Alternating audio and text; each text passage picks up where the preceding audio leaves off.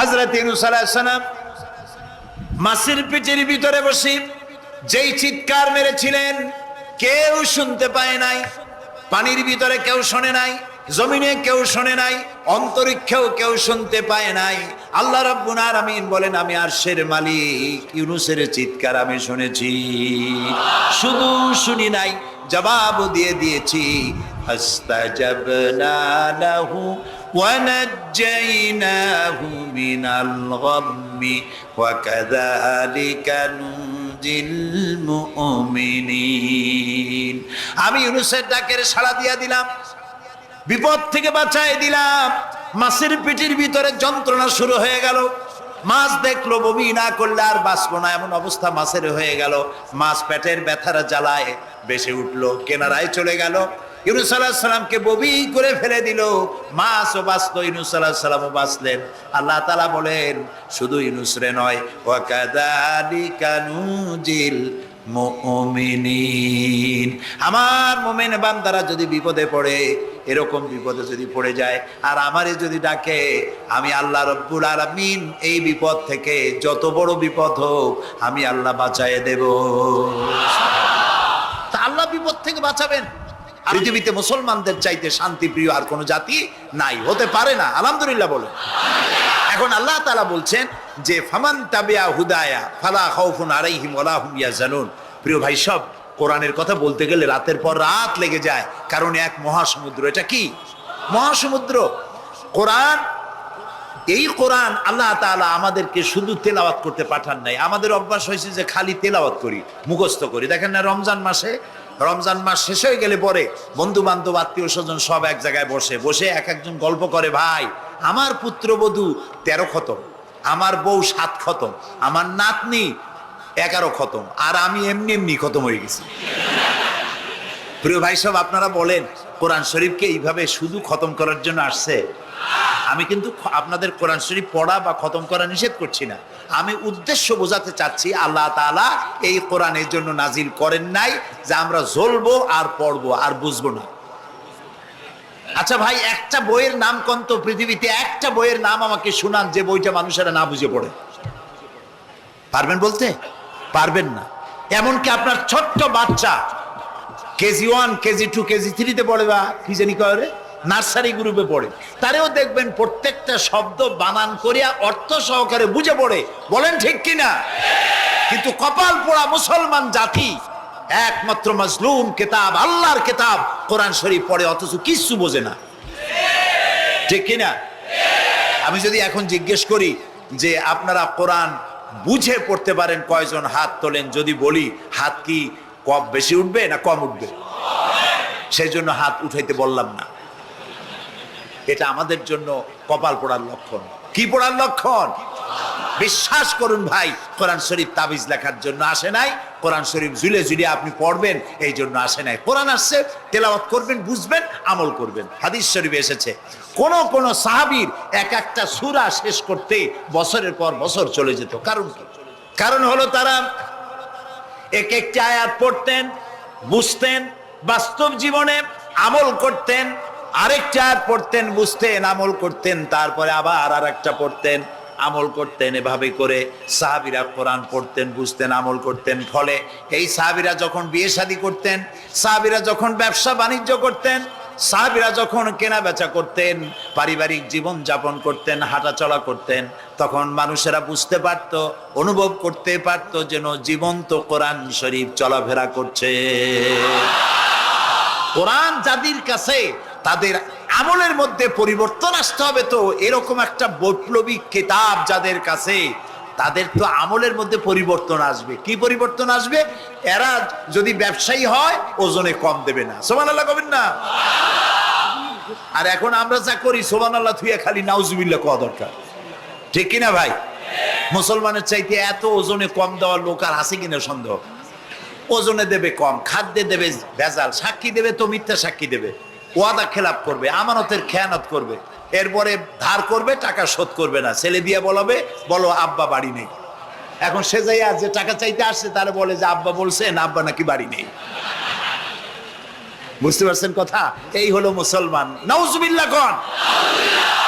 এই জন্য আল্লাহ তাআলা নবী বলেছেন ওয়ামান আমেলা বিহি উজেরা, যে ব্যক্তি কোরআন পড়বে আমল করবে আল্লাহ তাকে পুরস্কার দেবেন। কোথায় কোথায় দেবেন কন্ত? দুই জায়গায় দেবে, ইহকালেও দেবে পরকালেও দিবে। দুনিয়ার পুরস্কারটা কি? দুনিয়ার পুরস্কারটা হলো যে চিন্তা থাকবে না, আর কোনো ভয়ও থাকবে না। ভয় থাকবে না কিসের? ভয় থাকবে না যেই সমাজে কোরআন মানা হবে, যেই সমাজের আইনের উৎস হবে কোরআন, ওই সমাজের মধ্যে চুরি ডাকাতি জেনা ব্যভিচার হত্যা ধর্ষণ থাকবে না। কাজী ভীতিশূন্য সমৃদ্ধিপূর্ণ নিরাপত্তাপূর্ণ একটি সুন্দর সমাজ উপহার দেবে এই কোরআন। সুবহানাল্লাহ। সেই কোরআন আমরা তাবিজ বানাইছি, এটারে গোলাইয়া এই কোরআন শরীফের পাতা লিখিয়া তারপরে কি জানি কয় পানির মধ্যে দিয়ে গোলাইয়া এগুলি খাওয়া হয়, মাদুলির মধ্যে ঢুকাইয়া গলার মধ্যে ঝুলানো হয়। দেখেন এই বাংলাদেশে যেসব কোরআন শরীফ ছাপা হয় এই সব কোরআন শরীফের দুরবস্থা। এটা আছে কিনা আমি জানি না, আলহামদুলিল্লাহ এটা নাই।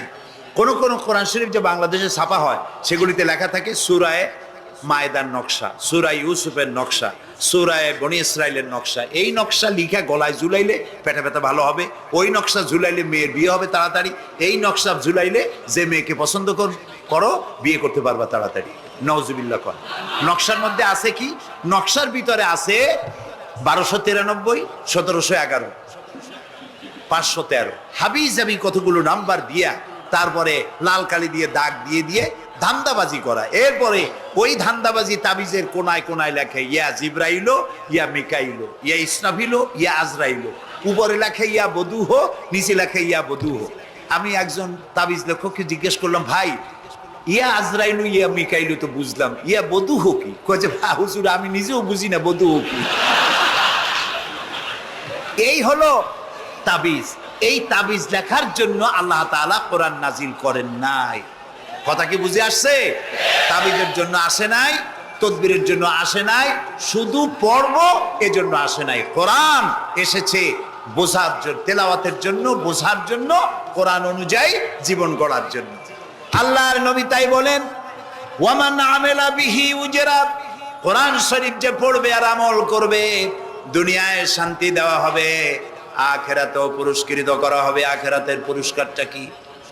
নবীজি বলেছেন মান ক্বারাআল কুরআনা ফাস্তাজহারাহু ফাহাল্লা হালালাহু ওয়া হাররামা হারামাহু আদখালাহুল্লাহুল জান্নাহ ওয়া শাফাআহু ফি আশরাতিন মিন আহলি বাইতিহি কুল্লুহুম কাদ ওয়াজাবাত লাহুন নার।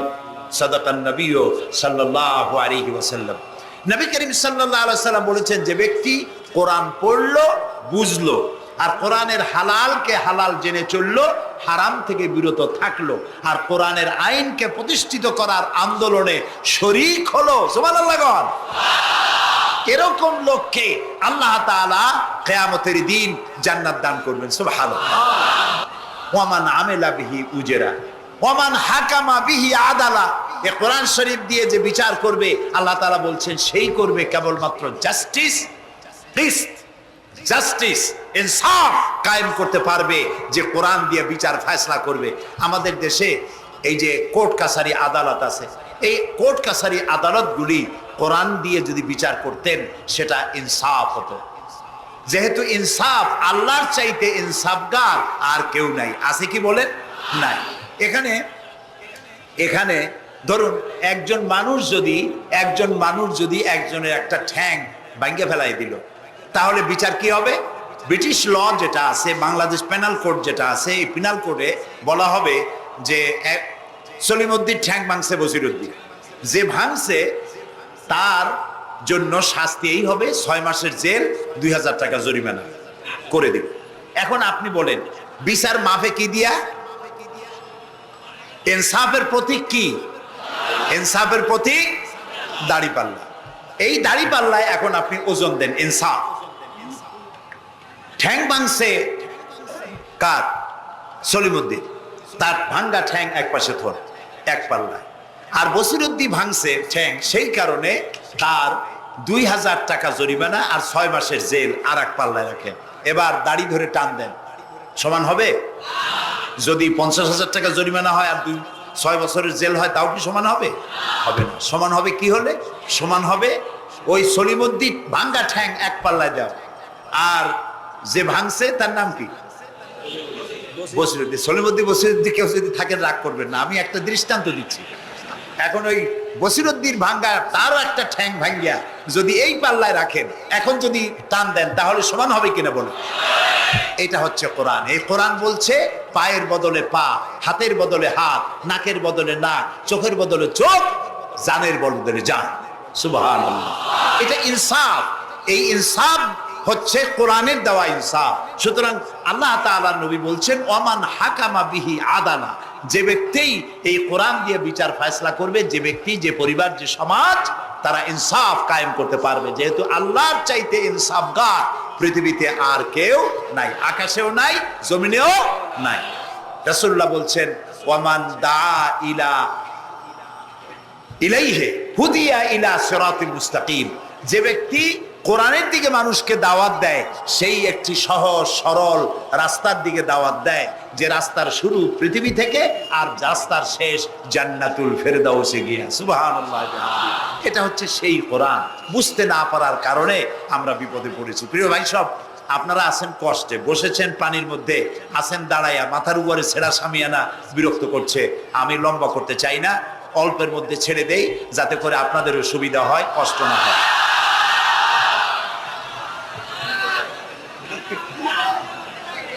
আমি না, তবুও আমি খুব লম্বা করব না, অল্পতে আমরা যাতে বুঝতে পারি এরকম একটু কথা আমি বলতে চাই, একটু বলি। এবং সেইটা বলবো, হ্যাঁ সেইটাই বলবো যেটা আপনারা শুনতে চান, সেইটাই বলবো যেটা শুরু করেছিলেন আমাদের রফিকুল ইসলাম খান ভাই, মহানগরীর সেক্রেটারি জনাব রফিকুল ইসলাম খান। আল্লাহ তাআলা ওনার প্রতি রহম করুন, আমরা বলি আমিন। এবং আমার বক্তৃতার পরে আমরা আমাদের সম্মানিত অ্যাসিস্ট্যান্ট সেক্রেটারি জেনারেলের কিছু কথা আমরা শুনবো ইনশাআল্লাহ, ইনশাআল্লাহ। তো আমি ওই আয়াতটা দিয়েই কথা বলি। আল্লাহ তাআলা বলছেন ইয়া আইয়ুহাল্লাযীনা আমানু হাল আদুল্লুকুম আলা তিজারাতিন তুনজিকুম মিন আযাবিন আলীম تؤمنون بالله ورسوله وتجاهدون في سبيل الله بأموالكم وأنفسكم ذلكم خير لكم إن كنتم تعلمون। হে বিশ্বাসীরা, তোমরা যারা ঈমান এনেছো শোনো। হাল আদুল্লুকুম আলা তিজারাতিন, আমি কি তোমাদেরকে এমন একটি ব্যবসার কথা বলবো না যে ব্যবসায় তোমাদেরকে জাহান্নামের কঠিন শাস্তি থেকে তোমাদেরকে রক্ষা করবে? এমন একটি ব্যবসার কথা বলবো না? তার মানে অবশ্যই এরকম একটা ব্যবসার কথা আমি তোমাদের বলবো যে ব্যবসা তোমাদেরকে জাহান্নামের কঠিন শাস্তি থেকে বাঁচায় দেবে। সুবহানাল্লাহ বলি। জাহান্নাম থেকে বাঁচাবার জন্য ব্যবসা শিখাচ্ছেন কে? আল্লাহ। এবার দেখেন, ব্যবসা এটা করলে লাভও আছে, নোকসানও আছে, ঠিক না? বলেন আছে কিনা? লস এন্ড প্রফিট এর মধ্যে থাকবে। কিন্তু আল্লাহ রাব্বুল আলামিন বলেন আমার সঙ্গে যে ব্যবসা করবে ওই ব্যবসাটা হচ্ছে তিজারাতান লান তাবুর। আমার সাথে যে ব্যবসাটা করবা এই ব্যবসায় কোনো নোকসান নাই, শুধু লাভ, লাভ আর লাভ। কে বলতেছেন? এরকম একটা ব্যবসা করবেন? আমি জানি আমরা লাভের ব্যাপারে খুব আছি, নোকসানে আমরা কেউ নাই। মানুষ লেখাপড়া জানুক আর না জানুক, লাভ যেখানে সেখানে মানুষ ছাপ দেয় তাড়াতাড়ি। ওই যে বলে না যে এই হিসাব না জানলে কি হবে, কম দিলে টের পায়। আমরা লাভ খুব ভালোই বুঝি, এই জন্য এটা কোরআনও নয়, হাদিসও নয়, একটি রূপক কথা। এক ব্যবসায়ী নেকে কিয়ামতের দিন হাজির করা হবে, ফেরেশতা তাকে বলবে যে আল্লাহর বান্দা, তোমার পাপ আর পুণ্য, নেক আর বদ এই দুটি সমান সমান হয়ে গেছে, 50-50। এখন কোন জায়গায় যাবা? কও বেহেশতে যাবা না দোজখে যাবা? ব্যবসায়ী লোকটা কিছু জানে না, সে কয় যে ফেরেশতা ভাই, আমি তো দোজখে চিনি না, বেহেশতেও চিনি না, সারা জীবন ব্যবসা করছি, যে জায়গায় গেলে আমার 2 টাকা লাভ হয় ওইখানে আমার পাঠাও। তো মানুষ লাভ খুব ভালো বোঝে এবং লাভের দিকে মানুষ ঝোঁকে বেশি। এই জন্য আল্লাহ তাআলা বলছেন হাল আদুল্লুকুম আলা তিজারাতিন তুনজিকুম মিন আযাবিন আলিম, যেটা লাভ আর লাভ। আমার সাথে ব্যবসা করো, শুধু লাভ হবে। তো এই ব্যবসার মধ্যে পুঁজি হলো 3টা। ব্যবসার মধ্যে পুঁজি কয়টা? 3টা। আল্লাহ রাব্বুল আলামিন বলেন তুমিনুনা বিল্লাহি ওয়া রাসূলিহি ওয়া তুজাহিদুনা ফি সাবিলিল্লাহ। তিনটি পুঁজি, একটি হলো আল্লাহর প্রতি ঈমান, রাসূলের প্রতি ঈমান এবং আল্লাহর রাস্তায় জিহাদ করা মাল দিয়া জান দিয়া। এই কয়টা হলো? তিনটা। চলুন এই তিনটি কথার ব্যাখ্যা করে তারপরে মোনাজাত করব সংক্ষেপে, যেন আমরা আল্লাহর সাথে ব্যবসাটা শুরু করতে পারি আজকে থেকেই। আল্লাহ যেন তৌফিক দেন, বলেন আমিন। এক নম্বর হচ্ছে তুমিনুনা বিল্লাহ, আল্লাহর প্রতি বিশ্বাস, আল্লাহর প্রতি ঈমান, বলেন আল্লাহর প্রতি ঈমান। এখন আপনারা বলবেন যে এটা তো কোনো নতুন কথা হলো না, আল্লাহর প্রতি ঈমান আনছি, যদি ঈমানই না থাকতো তাহলে কি বৃষ্টির মধ্যে এই পানির মধ্যে আমরা কি বসে থাকতাম? 100% সত্য কথা। ঈমান না থাকলে কেউ আসতেন না, আর এই পানির মধ্যে ঝড়ের মধ্যে বাঁশ ভাঙ্গে মাথায় পড়তে পারে এই ঝুঁকি নিয়ে বসতেন না, ঠিক কিনা ভাই? আমরা সবাই ঈমানদার। তবে আল্লাহর উপর ঈমান আনতে হলে 4টি শর্ত লাগে। কয়টি শর্ত? 4টি শর্ত ফুলফিল করলে আল্লাহর উপর ঈমান এনেছি বলে প্রমাণিত হবে, নইলে আল্লাহ আছে এ কথা নুরা পাগলাও বলছে। নুরা পাগলার বলা আর আপনার আমার বলা এটা তো এক হওয়ার কথা না, ঠিক কিনা বলে? তা আল্লাহর উপর ঈমান আনতে হলে শর্ত কয়টা? 4টে। 1 নম্বরের শর্ত হলো আল্লাহর জাত সম্পর্কে স্বীকার করে নেওয়া, আল্লাহর অস্তিত্ব, আল্লাহ আছেন এটা মেনে নেওয়া। তো আল্লাহ আছেন এ ব্যাপারে আমাদের কোনো দ্বিমত নেই, ঠিক না? এবং কোরআনে কারীমের ছোট্ট একটি সূরায় আল্লাহ তাআলা তার নিজের জাত সম্পর্কে এভাবে বলেছেন, কুল হুয়াল্লাহু আহাদ। আমরা জানি না এই সূরা? পড়েন, কুল হুয়াল্লাহু আহাদ আল্লাহুস সামাদ লাম ইয়ালিদ ওয়া লাম ইউলাদ ওয়া লাম ইয়াকুন লাহু কুফুয়ান আহাদ। আল্লাহ তাআলা বলেন, বলো হে নবী আপনি বলুন, আল্লাহ এক এবং একক, তিনি কারো মুখাপেক্ষী নন, তিনি কাউকে জন্ম দেন নাই, তাকেও কেউ জন্ম দেয় নাই। দুনিয়া এই আকাশে এবং জমিনে তার সমকক্ষ কেউ নাই।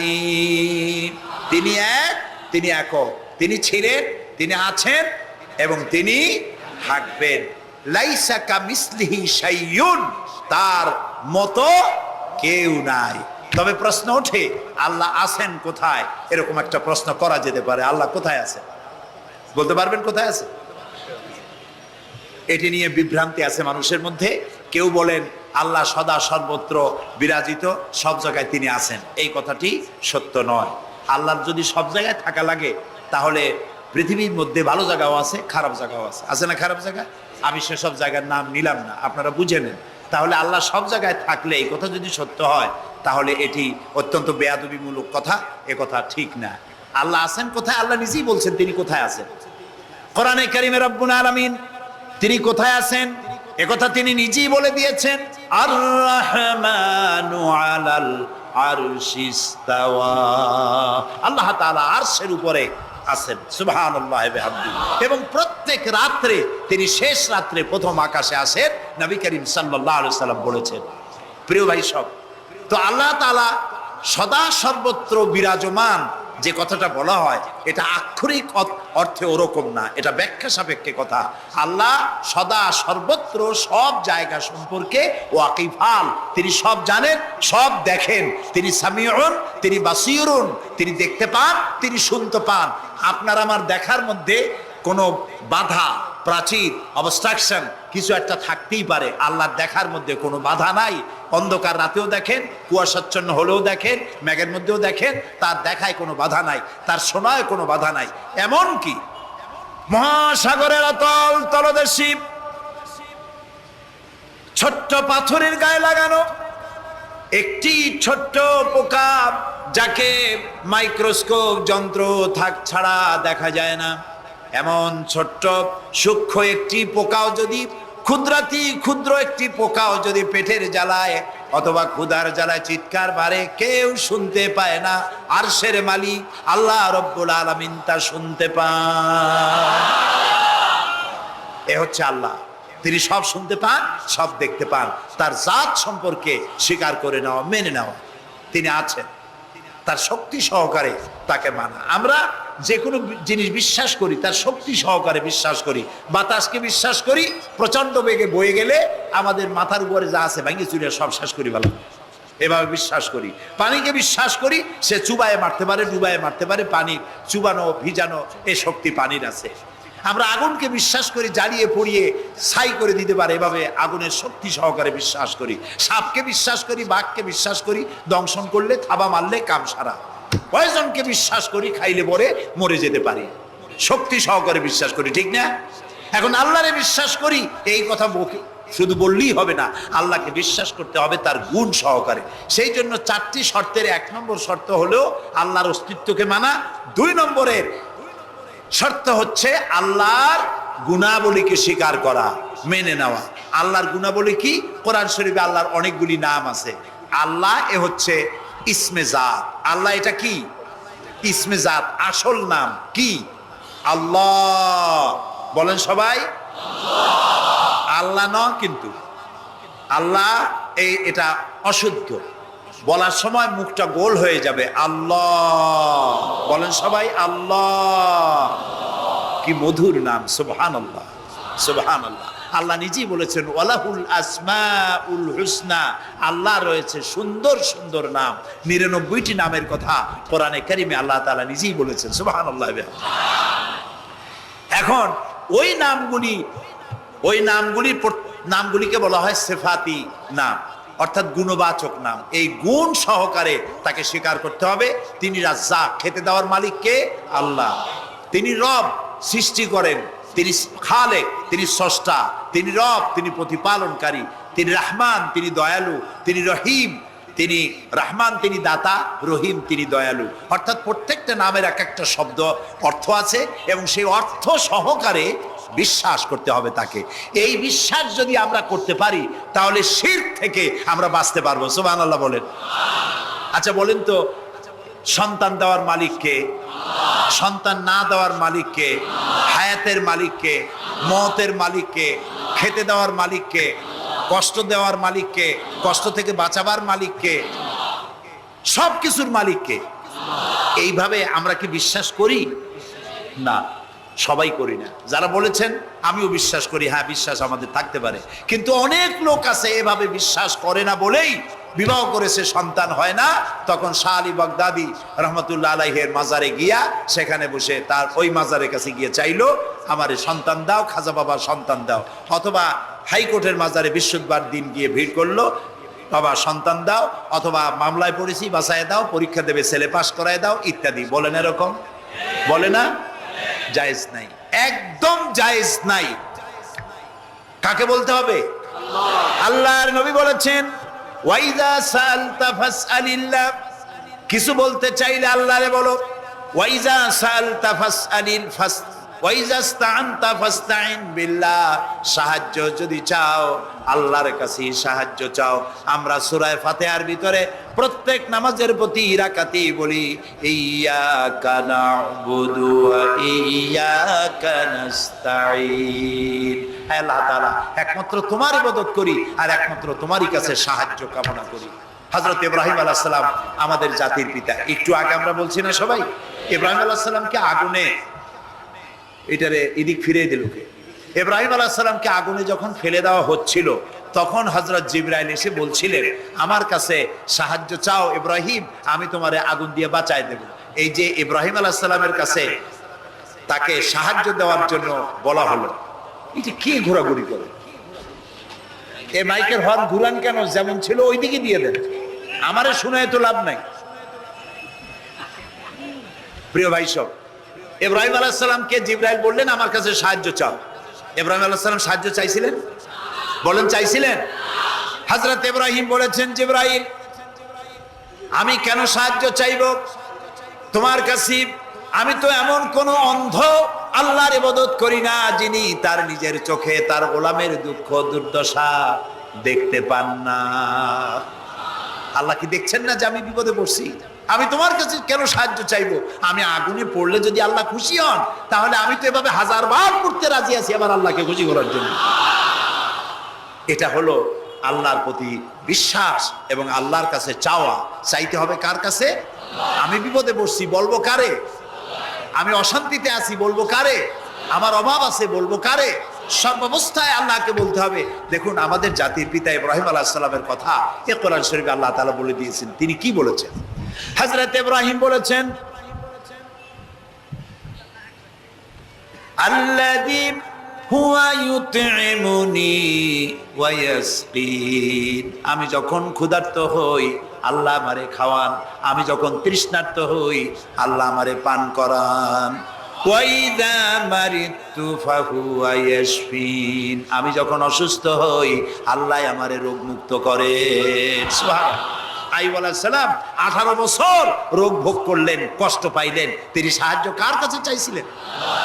ইউনূস আলাইহিস সালামের মতো বিপদে এই পৃথিবীর কোন মানুষ এত বড় বিপদে পড়ে নাই। মাছে তারে গিলে ফেলল, পানির অতল তলদেশে মাছ চলে গেল, মাছের পেটে দরজা নাই, জানালা নাই, ভেন্টিলেটর নাই, মাথা গলাইয়া কোন রকম বাইর হবে এমন কোনো পথ নাই, বাঁচার কোনো উপায় নাই।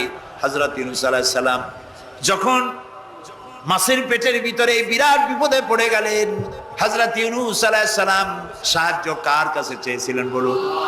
তিনি বললেন, আল্লাহ তাআলা তার ঘটনা কোরআন শরীফের মধ্যে এভাবে বর্ণনা করেছেন, ওয়াযান্নুন ইয যাহাবা মুগাদিবান ফাযান্না আন লান নাকদিরা আলাইহি ফানাদা في الظلمات أن لا إله إلا أنت سبحانك إني كنت من الظالمين।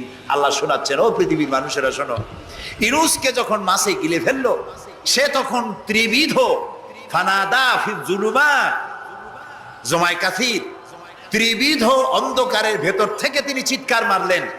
রাতের অন্ধকার, মাছের পেটের অন্ধকার, পানির অন্ধকার, এই ত্রিবিধ অন্ধকারের মধ্য থেকে ইউনূস আলাইহিস সালাম চিৎকার মারলেন, লা ইলাহা ইল্লা আনতা। আয় আল্লাহ, তুমি ছাড়া কোনো ইলাহা নাই, সুবহানাকা, আমি তোমার প্রশংসা করছি। আয় আল্লাহ তাআলা, আমি আমার নফসের উপরে জুলম করেছি, আমার উপরে আমি জুলম করেছি। আল্লাহ তাআলা এই চিৎকার শুনেছিলেন, শুনেছেন? হযরত ইউনূস আলাইহিস সালাম মাছের পেটের ভিতরে বসে যেই চিৎকার মেরেছিলেন কেউ শুনতে পায় নাই, পানির ভিতরে কেউ শোনে নাই, জমিনে কেউ শোনে নাই, অন্তরিক্ষেও কেউ শুনতে পায় নাই। আল্লাহ রাব্বুল আলামিন বলেন, আমি আরশের মালিক, ইউনূসের চিৎকার আমি শুনেছি, শুধু শুনি নাই, জবাবও দিয়ে দিয়েছি। ফাস্তাজাবনা লাহু ওয়া নাজ্জাইনাহু মিনাল গাম্মি ওয়া কাযালিকা নুনজিল মুমিনিন। আমি ইউনূসের ডাকের সাড়া দিয়া দিলাম, বিপদ থেকে বাঁচাই দিলাম। মাছের পেটের ভিতরে যন্ত্রণা শুরু হয়ে গেল, মাছ দেখলো বমি না করলে আর বাঁচবো না এমন অবস্থা মাছের হয়ে গেল। মাছ পেটের ব্যথার জ্বালায় বেশি উঠলো, কেনারায় চলে গেল। ইউনূস আলাইহিস সালামকে বমি করে ফেলে দিল, মাছও বাঁচলো, ইউনূস আলাইহিস সালামও বাঁচলেন। আল্লাহ তাআলা বলেন, শুধু ইউনূস রে নয়, ওয়া কাযালিকা নুনজিল মুমিনিন। আমার মুমিন বান্দারা যদি বিপদে পড়ে, এরকম বিপদে যদি পড়ে যায় আর আমারে যদি ডাকে, আমি আল্লাহ রব্বুল আলামিন এই বিপদ থেকে যত বড় বিপদ হোক আমি আল্লাহ বাঁচায়ে দেব। তা আল্লাহ বিপদ থেকে বাঁচাবেন, আর আমি মুসলমান বিপদে পড়েছি, মাজারে গিয়া চাইলাম, নাউযুবিল্লাহ। বিশ্বাস করুন ভাই, বিশ্বাস করুন, কবরের ভিতরে যিনি শুয়ে আছেন, যত বড় পীর হোক, যত বড় খাজা বাবা হোক, আপনাকে সাহায্য তিনি করতে পারবেন না, পারবেন না, পারবেন না। একটু কমন সেন্সের কাছে অ্যাপিল করি, সাধারণ বিবেকের কাছে আপনাদের, যারা এই যে দেখুন হযরত শাহজালাল রহমতুল্লাহ আলাইহি সিলেটে শুয়ে আছেন, বলুন তো তার মাতৃভাষা কি? আরবি। তিনি ইয়েমেন থেকে এসেছিলেন। বাগেরহাটে শুয়ে আছেন হযরতে খান জাহান আলী রহমতুল্লাহ আলাইহি, তার মাতৃভাষা ছিল আরবি। হযরতে খাজা মঈনুদ্দিন চিশতি রহমতুল্লাহ আলাইহি শুয়ে আছেন আজমিরে, তার মাতৃভাষা আরবি। আমরা বাংলাদেশ থেকে, এই দেশ থেকে কোনো লোক গেল সিলেটে, গেল বাগেরহাটে অথবা বাগদাদে চলে গেল, এইসব বড় বড় আল্লাহর ওলিদের মাজারে গিয়ে বাংলা ভাষায় বলল, বাবা আমি তো বিপদে পড়ে আসছি, নির্বাচনে দাঁড়াইছি, আমি যেন জিততে পারি। অথবা দেখেন না, মাজার দিয়ে শুরু করে সবাই। অথবা যায় বললো যে আমার বিয়ে করেছি 15 বছর, বাচ্চা হয় না, আমার একটা বাচ্চা। অথবা মামলায় পড়েছি, আমার একটু জিতায় দাও। ব্যবসা করি, এত টাকা লস দিতে দিতে শেষ হয়ে গেছি বাবা। আপনি বললেন কোন ভাষায়? শাহজালাল খুব বুঝলেন, বড় পীর সাহেব খুব বুঝছেন। তাহলে আপনার 1 নম্বর ফায়ার মিস হয়ে গেল, মিস ফায়ার। আচ্ছা, 2 নম্বর কথা হলো, যার কাছে আপনি চাইলেন তিনি ওখানে ঘুমন্ত আছেন না চেতনা আছেন, এ ব্যাপারে আপনার কোনো গ্যারান্টি আছে, নিশ্চয়তা আছে? আপনি যখন দোয়া করতেছিলেন তখন উনি চেতনা না ঘুমে? যদি ঘুমায় থাকেন তাহলে 2 নম্বর মিস ফায়ার। আপনি যা চিল্লাইলেন উনি কিছুই শুনল না। 3 নম্বরে, কবরে যে শাহজালাল রহমতুল্লাহ আলাইহি অথবা মঈনুদ্দিন চিশতি রহমতুল্লাহ আলাইহি, আল্লাহর ওলিরা, যত বড় বড় ওলি আল্লাহ আছেন, যার কাছে আপনি বিশ্বাস করেন ওলি হিসেবে, উনি যে কবরে আছেন তার নিশ্চয়তা কোথায়? কবরে তো নাও থাকতে পারেন, কারণ আল্লাহ তাআলার 2টা জায়গা আছে করা। বিদেহী আত্মা, এই দেহ থেকে আত্মা যখন সরে যায়, আল্লাহ যখন নিয়ে যান, দেহটার তো কোনো দাম নাই, এটা হচ্ছে নশ্বর, আত্মা হচ্ছে অবিনশ্বর। এই দেহটা মাটির সাথে পচে যাবে, গলে যাবে, কোরআন শরীফে বহুবার বলা হয়েছে। তো আল্লাহ তাআলার 2টা মেহমানখানা আছে, একটা হলো সিজ্জিন আর একটা নাম বলেন ইল্লিন। 2টা মেহমানখানা। যেমন এই পৃথিবীতেও মেহমানখানা 2 রকম হয়। সরকারের 2 রকম মেহমানখানা। চোর, ডাকাত, খুনি, বদমাস এগুলি যদি গ্রেফতার হয় তাহলে ওরা খাবে কি? ওদের তো শ্বশুর বাড়ি দিয়ে অথবা বাপের বাড়ি দিয়ে ভাত খাবার দেওয়া হবে না, গভর্নমেন্টের মেহমান হয়ে গেছে। কাজী এদের জন্য মেহমানখানা গভর্নমেন্টের একটা আছে, সরকারি মেহমানখানা। ওইটা কোনটা কোন তো? ও, তাও আপনারা চেনেন। আরেকটা মেহমানখানা হচ্ছে ভিআইপিদের জন্য, যারা ভেরি ইম্পর্টেন্ট পার্সন অথবা ভেরি ভেরি ইম্পর্টেন্ট পার্সন যারা, তাদের জন্য, অর্থাৎ প্রেসিডেন্ট, প্রধানমন্ত্রী, মন্ত্রী, এমপি, সচিব, ওনারা যখন বাংলাদেশের কোনো জায়গায় বেড়াতে যান তখন সরকারি মেহমানখানা ওনাদের জন্য থাকে। ওইটার নাম কি? সার্কিট হাউস, ডাক বাংলা ইত্যাদি, রেস্ট হাউস, এগুলি তার জন্য থাকে। তো পৃথিবীর মানুষের জন্য শ্রেণীভেদে যদি এ ধরনের মেহমানখানা থাকে, তো যারা নাকি দুনিয়া থেকে মারা যাবে ওদের জন্য আল্লাহর মেহমানখানা থাকতে নাই? আছে। এবং সেটা আগেই বলেছি, যারা জাহান্নামে যাবে ওদেরকে রাখা হবে সিজ্জিন নামক একটা মেহমানখানা আছে, ওখানে তারা থাকবে। আর যাদেরকে আল্লাহ জান্নাতে নিবেন, তো বিচারের আগে তো জান্নাতে নিবেন না, তাদেরকে ইল্লিন নামক সার্কিট হাউস জাতীয়, এই জাতীয় একটা ভালো জায়গায় আল্লাহ তাআলা তাদের রাখবেন। তাহলে আপনি যে কবরের কাছে যায় চাইলেন, হয় ঘুমায় আছে, আপনার ভাষা বুঝলো না, আর কবরে থাকলেও ঘুমে আছে নাকি তাও আপনি জানেন না, আর কবরে নাই এটাও হতে পারে যে আল্লাহ তাআলা অন্য কোথাও তাকে নিয়ে রেখেছেন। কাজেই 3টা জিনিসই আপনার পথের ভাড়া নষ্ট, পরিশ্রম নষ্ট, আর 3টা ফায়ার করছিলেন, 3টা ফায়ার মিস হয়ে গেল। তাহলে হবে এমন সত্তার কাছে, কোন পীর নয়, বুজুর্গ নয়, খাজা বাবা নয়, চাইতে হবে এমন সত্তার কাছে যিনি কখনো ঘুমান না, যিনি বাংলাও বোঝেন, ইংরেজিও বোঝেন, আরবিও বোঝে, উর্দুও বোঝে, সকল ভাষা যিনি সৃষ্টি করেছেন। সেরকম কেউ কি আছেন? আছেন? কি নাম তা? এক আঙ্গুল আকাশের দিকে উঁচু করে বলেন, নাম কি? আরো জোরে বলেন, আবারও বলেন, সুবহানাল্লাহ, আলহামদুলিল্লাহ বলেন। এই জন্য নবী করিম সাল্লাল্লাহু আলাইহি ওয়াসাল্লাম বলছেন, ওয়াইজা সাআলতা ফাসআলিল্লাহ, কিছু বলতে হলে আল্লাহরে বলো।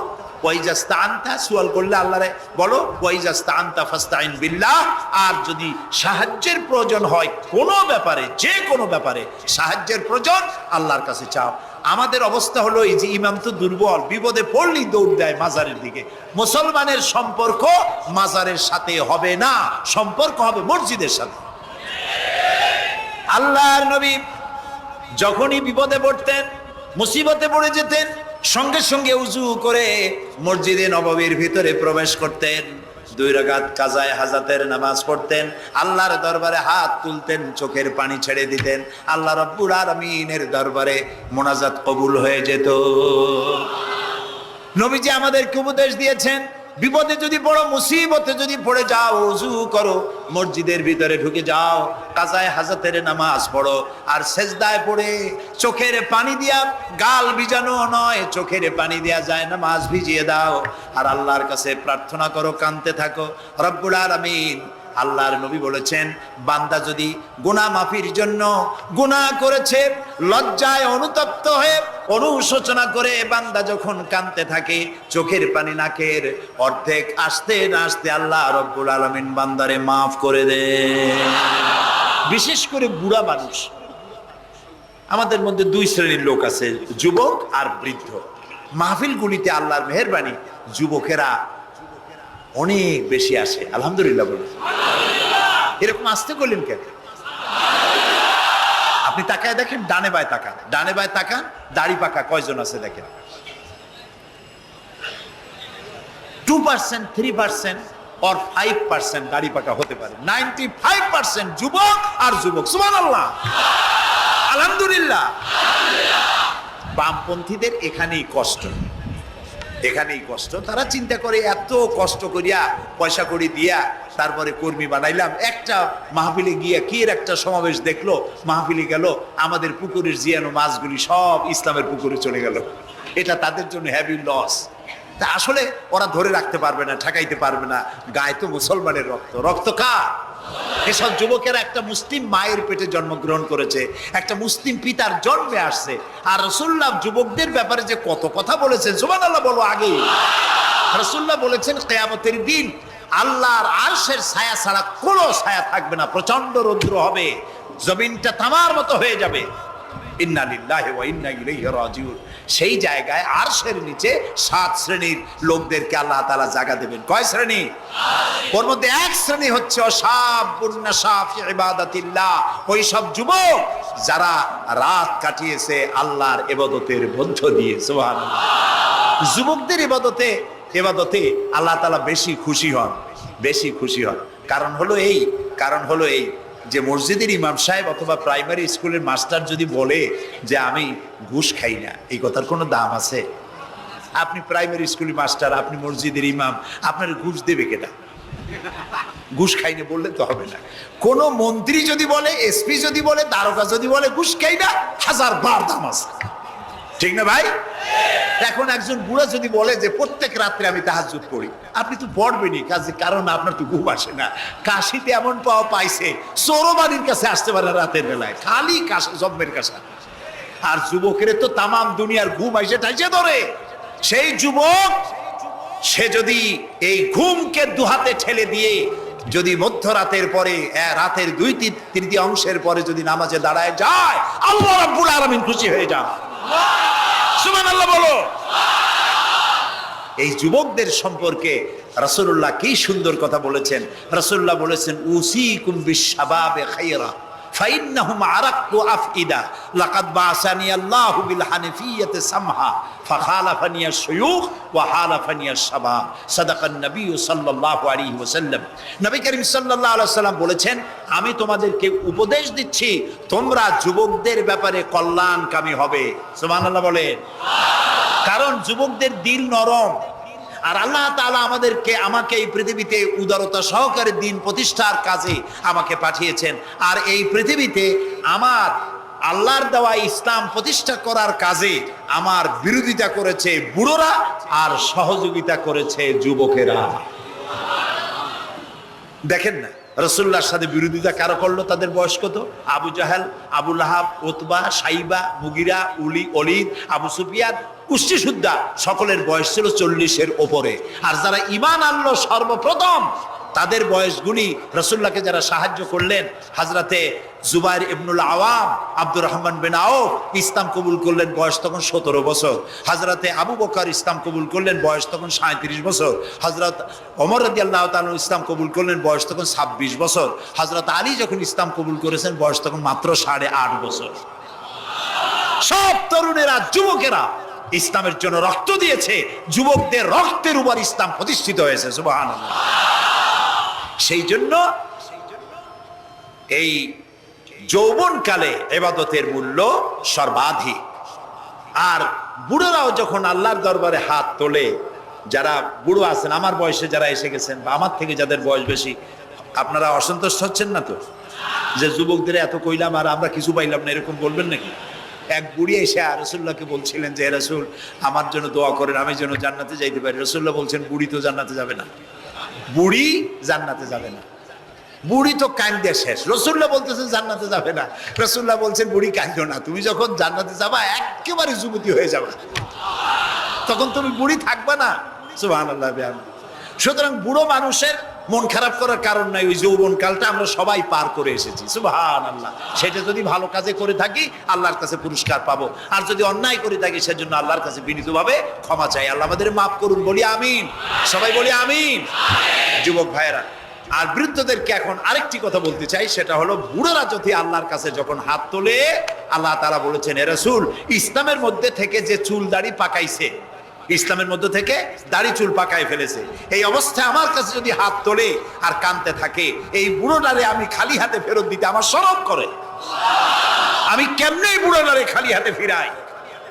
একবার হযরত ওমর রাদিয়াল্লাহু তাআলা নবী করিম সাল্লাল্লাহু আলাইহি ওয়াসাল্লামের ঘরে প্রবেশ করে দেখছেন তিনি কাঁদছেন। হযরত ওমর জিজ্ঞেস করলেন ইয়া রাসূলুল্লাহ আপনি কাঁদছেন কেন? তিনি বললেন এইমাত্র জিবরিল এসেছিল, জিবরিল এসে আমারে বলে গেল যে আপনার উম্মতের মধ্যে যেই সব লোক ইসলামের মধ্যে থেকে দাড়ি চুল পাকিয়েছে, কিয়ামতের দিন আল্লাহ তাআলা ওই সব বুড়া বুড়িদেরকে শাস্তি দিতে লজ্জাবোধ করবেন। হযরত ওমর বলেন ইয়া রাসূলুল্লাহ এ তো আপনার উম্মতের জন্য শুভ সংবাদ, আপনি কাঁদেন কেন? আল্লাহর নবী বলেন হে ওমর আমার কান্নার কারণ ভিন্ন, আমার কান্নার কারণ হচ্ছে আমার লজ্জা করে, আমার লজ্জার অনুভূতিতে আঘাত লাগে এই ব্যাপারে যখন আমি চিন্তা করি যে আল্লাহ রাব্বুল আলামিন যেই বুড়াদেরকে কিয়ামতের দিন শাস্তি দিতে লজ্জা বোধ করবেন, সেই বৃদ্ধ মানুষগুলো আল্লাহর সাথে নাফরমানি করতে লজ্জা বোধ করে না। এই জন্য এই দুঃখে এই লজ্জা আমি কাঁদি। বয়সের একটা সীমা থাকা উচিত যে আপনি কোন পর্যন্ত পাপ করবেন। বুড়া হয়ে গেছে তারপরও মদ খায়, তারপরে জেনা, ব্যভিচার, শয়তানি, বদমাশি, এগুলি কি? দাড়ি চুল পাকা এগুলি কি? এগুলি আগে পাকতো না কারো। পৃথিবীতে সর্বপ্রথম দাড়ি আর চুল পেকেছে হযরত ইব্রাহিম আলাইহিস সালামের, এর আগে কারো দাড়ি চুল পাকে নাই। ইব্রাহিম আলাইহিস সালাম প্রশ্ন করলেন আল্লাহর কাছে যে আল্লাহ তাআলা এটা কি হলো আমার? আল্লাহ তাআলা বললেন এটা হচ্ছে ওয়াকার, এটা মর্যাদা, তোমার সম্মানকে বাড়িয়ে দেওয়া হলো। তো দাড়ি চুল পাকলে সম্মান বাড়ে। এই দাড়ি চুল পাকলো এগুলি সিগন্যাল, সংকেত। দাড়ি পাকছে সংকেত দেওয়া হলো তুমি কিন্তু বয়সের প্রান্তে এসেছো। চোখে কম দেখো আর একটা সিগন্যাল, মৌতের আর একটা সিগন্যাল, খাইয়া হজম করতে পারো না আর একটা সিগন্যাল, তুমি ঘুমাইতে পারো না, রাতের বেলা ঘুম আসে না আর একটা সিগন্যাল, দাঁড়াতে পারো না, কোমর ব্যথা করে আর একটা সিগন্যাল। একটার পর একটা সিগন্যাল আসতেছে, 1 নম্বর 2 নম্বর, ডেঞ্জার সিগন্যাল নাম্বার 10, তারপরে হুশ হয় না মানুষের। নাউযুবিল্লাহি মিন যালিক। আল্লাহ তাআলা আমাদের হুশে আসার তৌফিক দান করুন, আমরা বলি আমিন। প্রিয় ভাই সব, খুব লম্বা করা যাবে না। 2 নম্বরে বলছিলাম আল্লাহর গুণাবলীর উপরে বিশ্বাস, 3 নম্বরে আল্লাহর কুদরত, আল্লাহর ক্ষমতায় বিশ্বাস। আল্লাহরে বিশ্বাস করি এই কথার দাম নাই, দাম হবে 4টে শর্ত পূরণ করলে। কয়টা শর্ত? 3 নম্বরে আল্লাহর ক্ষমতা। 3 নম্বরে কি? আল্লাহর ক্ষমতা কি? আল্লাহর ক্ষমতা হচ্ছে রাতকে দিন বানান, দিনকে রাত বানান, জীবিতকে মৃত্যু করেন, মৃত্যুর ভিতর থেকে জীবন দান করেন, সাগরকে নগর বানান, নগরকে সাগর বানান। তিনি মরুভূমিতে ঝর্ণা, মরুভূমির ভিতরে পানির প্রস্রবণ চালু করে দিতে পারেন, মরা গাছে ফুল ফুটাই দিতে পারেন। শুধু 2টা অক্ষর কুন বলেন হও, আর সঙ্গে সঙ্গে হয়ে যায়। আল্লাহ তাআলা বলেছেন ফাআলুন লিমা ইউরিদ, যা খুশি তিনি তাই করতে পারেন। সুবহানাল্লাহ বলে। এই মাত্র কয়েক মাস আগে সুনামি কি হয়েছিল? এইটা যদি হয় সুনামি, তাহলে কুনামি কি আল্লাহ জানে। সুনামি হইল মালয়েশিয়া, ইন্দোনেশিয়া, মালদ্বীপ, শ্রীলঙ্কা, ইন্ডিয়া, থাইল্যান্ড, এই উপকূলীয় এলাকায় সুনামি। মাত্র 1.5 মিনিটের সুনামিতে জলকম্পন আর পানি কম্পনে 2.5 লক্ষ মানুষ শেষ, আর 1 লক্ষ মানুষের কোনো খোঁজ নাই। প্রায় 3.5 থেকে 4 লক্ষ মানুষ দুনিয়া থেকে বিদায় হয়ে গেল 1.5 মিনিটের মধ্যে। আর সমুদ্রের পানি 33 থেকে 35 ফিট উঁচু হয়ে পানি এসে নগর, গাড়ি বাড়ি ভেঙে চুরে পাতার মতো, শুষ্ক পাতার মতো সব উড়িয়ে ভাসিয়ে শেষ করে দিল। সুবহানাল্লাহ।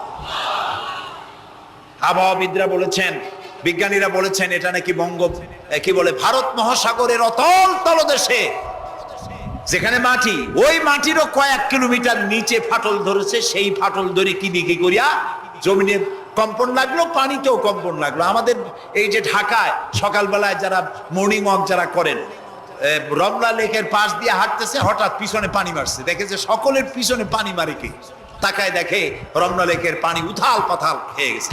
ভূত না জেন জুতা মুতা ফালাই ধুয়ে দিছে দৌড়। পানির মধ্যে যে কম্পনটা বাংলাদেশে হলো, এই কম্পনটা যদি মাটিতে হতো তাহলে এই অপরিকল্পিত বানানো শহর ভেঙ্গে চুরে ভর্তা হয়ে যেত। আল্লাহ শুকরিয়া আদায় করি যে আল্লাহ তাআলা দয়া করে আমাদের গরিব দেশটাকে হেফাজত করেছেন। বলেন আমিন। আল্লাহ তাআলা, আমরা পাপী, আমরা হাজারবার স্বীকার করি আমরা পাপী, আমরা গুনাহগার, আমরা অপদার্থ, আমরা অযোগ্য তোমার বান্দা হওয়ার। তুমি এই গরিব মুসলমানদের এই দেশটাকে দয়া করে আসমান এবং জমিনি সব বালা ও মুসিবত থেকে হেফাজত করো আল্লাহ তাআলা। প্রিয় ভাই সব, আল্লাহ তাআলার ক্ষমতাকে বিশ্বাস করতে হবে। আর 4 নম্বরে আল্লাহর হুকুম এবং আহকামকে মানতে হবে, আল্লাহর আদেশ আর নিষেধ মানতে হবে, তা না হলে মুসলমান হওয়া যাবে না। যা যা আদেশ করেছে যদি প্রশ্ন করা হয় মুসলমান কারে বলে, তাহলে আমি এক লাইনে বুঝাই দিই মুসলমান কারে বলে। ব্যাখ্যা দেওয়া যাবে সারা রাত, কিন্তু ব্যাখ্যা দেওয়ার জরুরত নাই, এক লাইনে বুঝাই দিই মুসলমান কারে বলে। মুসলমান সেই ব্যক্তি এই কোরআনের মধ্যে আল্লাহ যা যা আদেশ করেছেন সব মানে, আর যা যা নিষেধ করেছেন তার থেকে বিরত থাকে। রাসূলুল্লাহ যা যা আদেশ করেছেন তা মানে, যা যা নিষেধ করেছেন তার থেকে বিরত থাকে। যে ব্যক্তি এটা করে তার নাম মুসলমান। বুঝে আসছে? তার নাম কি? মুসলমান। এই যে কি বলে, আমেরিকায় গত জুমার দিন এক মহিলা ইমামতি করলো মসজিদে, একজন কইলো সুবহানাল্লাহ। এটা সুবহানাল্লাহ কোন কথা? নাউজুবিল্লাহ বলে। কোন জায়গায় কি দোয়া পড়া লাগবে তাও একটু জানিয়ে শুনিয়া তারপরে সেগুলি বলা দরকার। প্রিয় ভাই সব, মহিলারা ইমামতি করতে পারে না, জায়েজ নাই, বিধান নাই। কোরআন হচ্ছে কমপ্লিট, নতুন করে কোনো কথা বান্দার জন্য বলার কোনো দরকার নাই, সব আল্লাহ বলে দিয়েছেন। সুবহানাল্লাহ। আল্লাহ তাআলা এই কোরআনের মধ্যে বলেছেন, আল ইয়াউমা আকমালতু লাকুম দীনাকুম ওয়া আতমামতু আলাইকুম নি'মাতি ওয়া রাদিতু লাকুমুল ইসলাম দীনা। আমি আজ এই ইসলামকে একটি পূর্ণাঙ্গ জীবন ব্যবস্থা হিসেবে কমপ্লিট করে দিলাম এবং এটার উপর আমি সন্তুষ্ট হলাম। কে বলেছেন? আল্লাহ তাআলা বলেছেন এটা কমপ্লিট, নতুন করে কিছু করার দরকার নেই। আমাকে একজন জিজ্ঞেস করলো যে মেয়ে লোকের পিছনে নামাজ যে পড়া, মেয়ে লোক যে ইমামতি করতে পারবে না, এটা কোরআন শরীফের কোন আয়াতে আছে এবং হাদিসের কোন হাদিসে আছে যে মেয়ে লোক ইমামতি করতে পারবে না? তা আমি বললাম যে আগে আমার এই কথার জবাব দেন, আপনারটা জবাব পরে দিন। আমার কথার জবাব আগে দেন। মাগরিবের নামাজ কয় রাকাত পড়ি ফরজ? 3 রাকাত। 4 রাকাত পড়া যাবে না, এটা কোরআন শরীফের কোন আয়াতে আছে, কোন হাদিসে আছে? ফজরের নামাজ ফরজ কয় রাকাত? 3 রাকাত পড়া যাবে না, অথবা 4 রাকাতও পড়া যাবে না, এটা কোন হাদিসে আছে, কোন আয়াতে আছে? কয় যে কোনো জায়গায় নেই। তাই বললাম উঠাও, কোনো জায়গায় নেই। রাসূলুল্লাহ ইবাদতের যে নমুনা দেখিয়েছেন, যেভাবে করেছেন, তিনি 2 রাকাত ফজরের নামাজ 2 রাকাত পড়েছেন, আল্লাহ বলে দিয়েছেন ওইটাই ফরজ, ওর 1 রাকাত বেশি পড়া যাবে না। 3 রাকাত মাগরিব, 1 রাকাত বাড়ানো যাবে না। জোহর সব দিন জোহর পড়ি 4 রাকাত ফরজ, আর জোহরের ওই নামাজটি জুমার দিনে কয় রাকাত পড়ি? 2 রাকাত ফরজ পড়ি। এই কনসেশন কে করলো? না, আল্লাহ করেননি। এই কনসেশন করেছেন মুহাম্মদ রাসূলুল্লাহ সাল্লাল্লাহু আলাইহি ওয়াসাল্লাম। ইবাদত রাসূলুল্লাহ যদি 2 রাকাত পড়েন, 2 রাকাত পড়াই ফরজ। যদি ইবাদতের যে সব নমুনা তিনি দেখাইছেন তার থেকে ইবাদতের নতুন কোন নমুনা দেখাবার কোনো সুযোগ নাই। মহিলাদের আল্লাহ পাক এই পৃথিবীতে একজন মেয়ে লোককে নবী বানান নাই, বানিয়েছেন? যদি মহিলাদের ইমামতি জায়েজ থাকবে তাহলে নবী করিম সাল্লাল্লাহু আলাইহি সাল্লামের জামানায় না হোক, অন্তত তার ইন্তেকালের পরে তার স্ত্রী আমাদের মা হযরত আয়েশা সিদ্দিকা রাদিয়াল্লাহু তাআলা আনহা এবং খাতুনে জান্নাত হযরত ফাতেমা রাদিয়াল্লাহু তাআলা আনহা মসজিদে নববীতে অন্তত একদিনের জন্য হলেও জুমার নামাজের ইমামতি করার চান্স পেতেন। সুতরাং ইসলামে নাই, ইতিহাসে নাই। এগুলি হচ্ছে ইসলামের বিরুদ্ধে পরিচালিত যত ষড়যন্ত্র বর্তমান যুগে শুরু হয়েছে, এটাও তার আরেকটি ষড়যন্ত্র ইসলামের বিরুদ্ধে। প্রিয় ভাই সব, এই জন্য আমাদের মনে রাখতে হবে নতুন কোনো কথা আমরা মানি না। কোরআন এবং হাদিসের মধ্যে আল্লাহ তাআলা সব কমপ্লিট করে দিয়েছে, সুবহানাল্লাহ ওয়া বিহামদিহি। এই জন্য আল্লাহর হুকুম এবং আহকামকে মানা, এই চারটি কাজ, এই চারটি শর্ত যদি পরিপূর্ণ করতে পারি তাহলে আমরা পুরোপুরি মুসলমান। মিথ্যে কথা বলা যাবে না, ওজনে কম দেওয়া যাবে না, খাদ্যে ভেজাল দেওয়া যাবে না, মদ জুয়ার কাছে যাওয়া যাবে না, জেনা ব্যভিচারের কাছে যাওয়া যাবে না। সকল ব্যাপারে আমাদেরকে ঐক্যবদ্ধ থাকতে হবে ইসলামের উপরে। আমরা বলি আলহামদুলিল্লাহ। প্রিয় ভাই সব, আজকে আমাদেরকে, আমি আর লম্বা করতে চাই না, অন্তত এতটুকুন যেন আল্লাহ আমাদেরকে আমল করার তৌফিক দেন। আমরা বলি আমিন, সবাই বলি আমিন। এজন্য চাই আমাদের দেশে আমরা যেন এই দেশটিকে, পৃথিবীর প্রত্যেকটি মুসলিম দেশের আশেপাশে আরো অনেক মুসলিম দেশ আছে, আর আমাদের ভৌগোলিক অবস্থানটা এমন যে আমাদের আশেপাশে অনেক বড় বন্ধুরা এত বড় আমাদেরকে মহব্বত করেন, কাটা তার দিয়ে বেড়া দিতেছে তারা, আমাদেরকে সাংঘাতিক ভালোবাসে, আমাদের সাথে কোলাকুলি করে, কিন্তু মাঝখানে একটা বড় মাদার গাছ আছে। কথা বুঝতে পেরেছেন? এই জমিনে বাস করতে হলে সম্মান নিয়ে, ইজ্জত নিয়ে, স্বাধীনতা নিয়ে যদি বাঁচতে হয় তাহলে এখানে একটি আদর্শিক বাঁধের প্রয়োজন। ওরা কাঁটা তারের বেড়া দিয়েছে, আমরা আদর্শের বেড়া দেব। সেই আদর্শের নাম হলো ইসলাম, কেবলমাত্র ইসলাম, একমাত্র ইসলাম। এবং এই আদর্শ সকলের জন্য, কারণ ইসলাম তো আমার একার না। ইসলাম কি আমার একার? আপনাদের একার? ইসলাম কার? যা আল্লাহ তাআলা জানোয়ার বলছিলেন তা তো একটা ঠিক ছিল। জানোয়ার বলেছেন, জানোয়ার কে বললেন?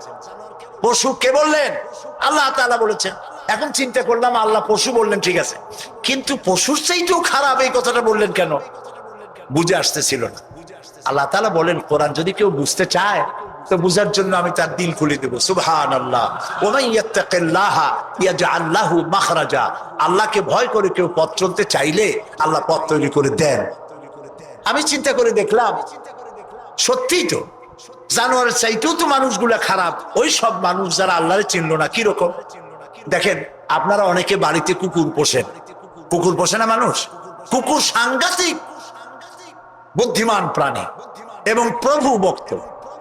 লন্ডনে তো বহুত কুকুর আছে যারা স্কটল্যান্ড ইয়ার্ড বাহিনীতে চাকরি করে, ভালো ভালো চাকরি করে, ইন্সপেক্টরও আছে, কর্নেল আছে, মেজর আছে, ইন্সপেক্টর আছে। অবশ্য কুত্তায় জানে যে সে মেজর বা কর্নেল।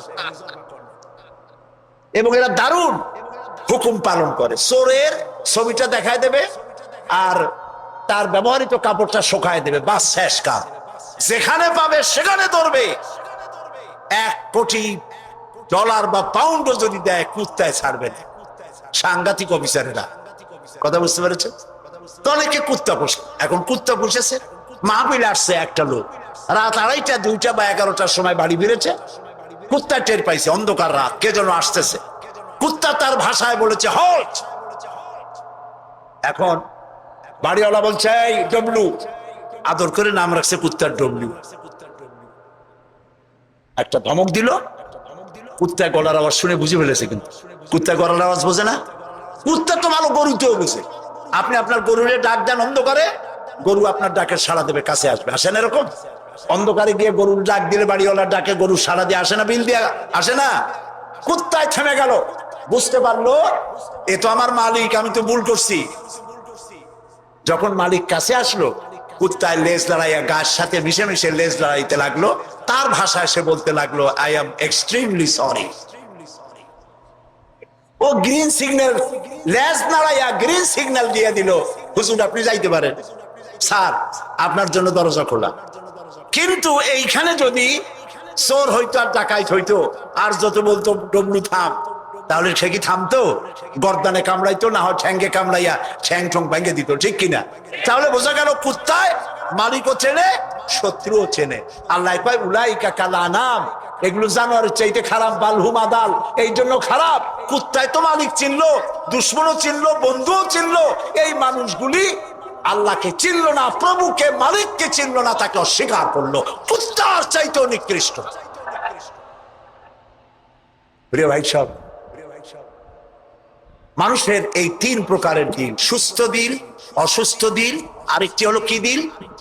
মৃত্যু দিল। সকল প্রকার দিলের একটা চিকিৎসা আল্লাহ কোরআনে করে দিয়েছে। সুবহানাল্লাহ। আল্লাহ রাব্বুল আলামিন বলেন, সব হৃদয় জনিত, কলব জনিত রোগের চিকিৎসা হলো আলা বিযিকিরিল্লাহি তাতমাইন্নুল কুলুব। একমাত্র আমার স্মরণ, আমার জিকির, আমার স্মরণ মানুষের অন্তরাত্মাকে ঠান্ডা করে দিতে পারে, কলিজা ঠান্ডা করে দিতে পারে।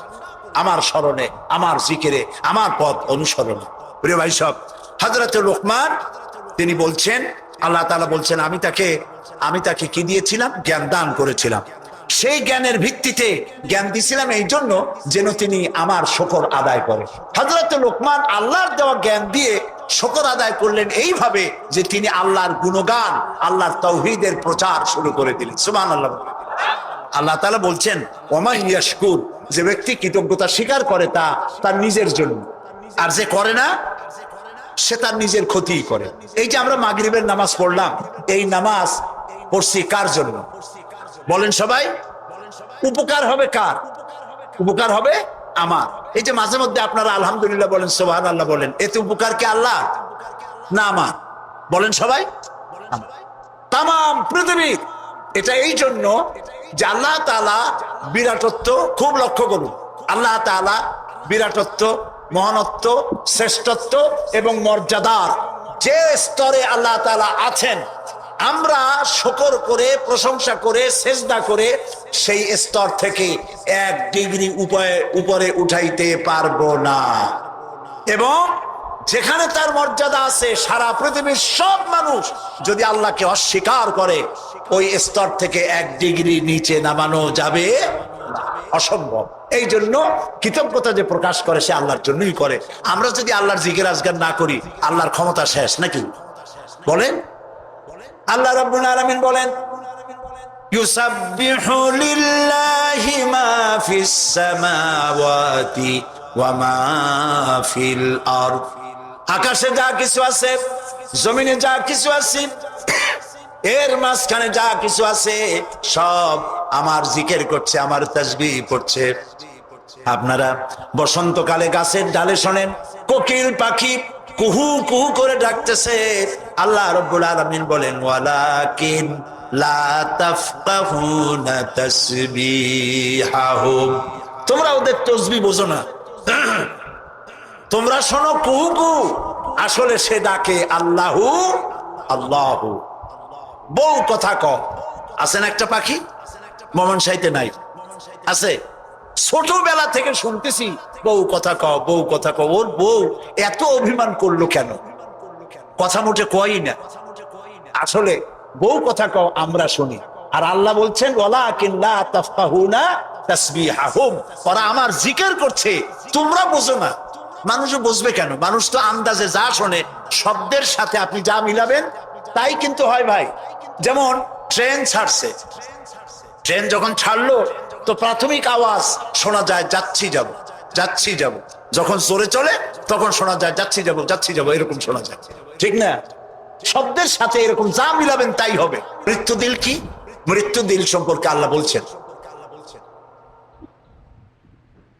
ওয়ালাকাদ যারানা লিজাহান্নামা কাসীরাম মিনাল জিন্নি ওয়াল ইনস লাহুম কুলুবুন লা ইয়াফকাহুনা বিহা। মানুষ আর জিনদের মধ্যে আল্লাহ তাআলা বলেন, আমি এক শ্রেণীর রেডিমেড জাহান্নামী তৈরি হয়েই আছে মানুষ এবং জিনের মধ্যে। ওরা কারা? লক্ষ্য করুন, মৃত্যু দিল কাদের? লাহুম কুলুবুন লা ইয়াফকাহুনা বিহা। যাদেরকে আমি হৃৎপিণ্ড দিয়েছি, বিবেক দিয়েছি, সব বোঝে, আমারে বোঝে না। আছেন এরকম কিছু বুদ্ধিজীবী? বলেন আছে না? কবি আছেন এমন কিছু, সাহিত্যিক আছেন এমন কিছু।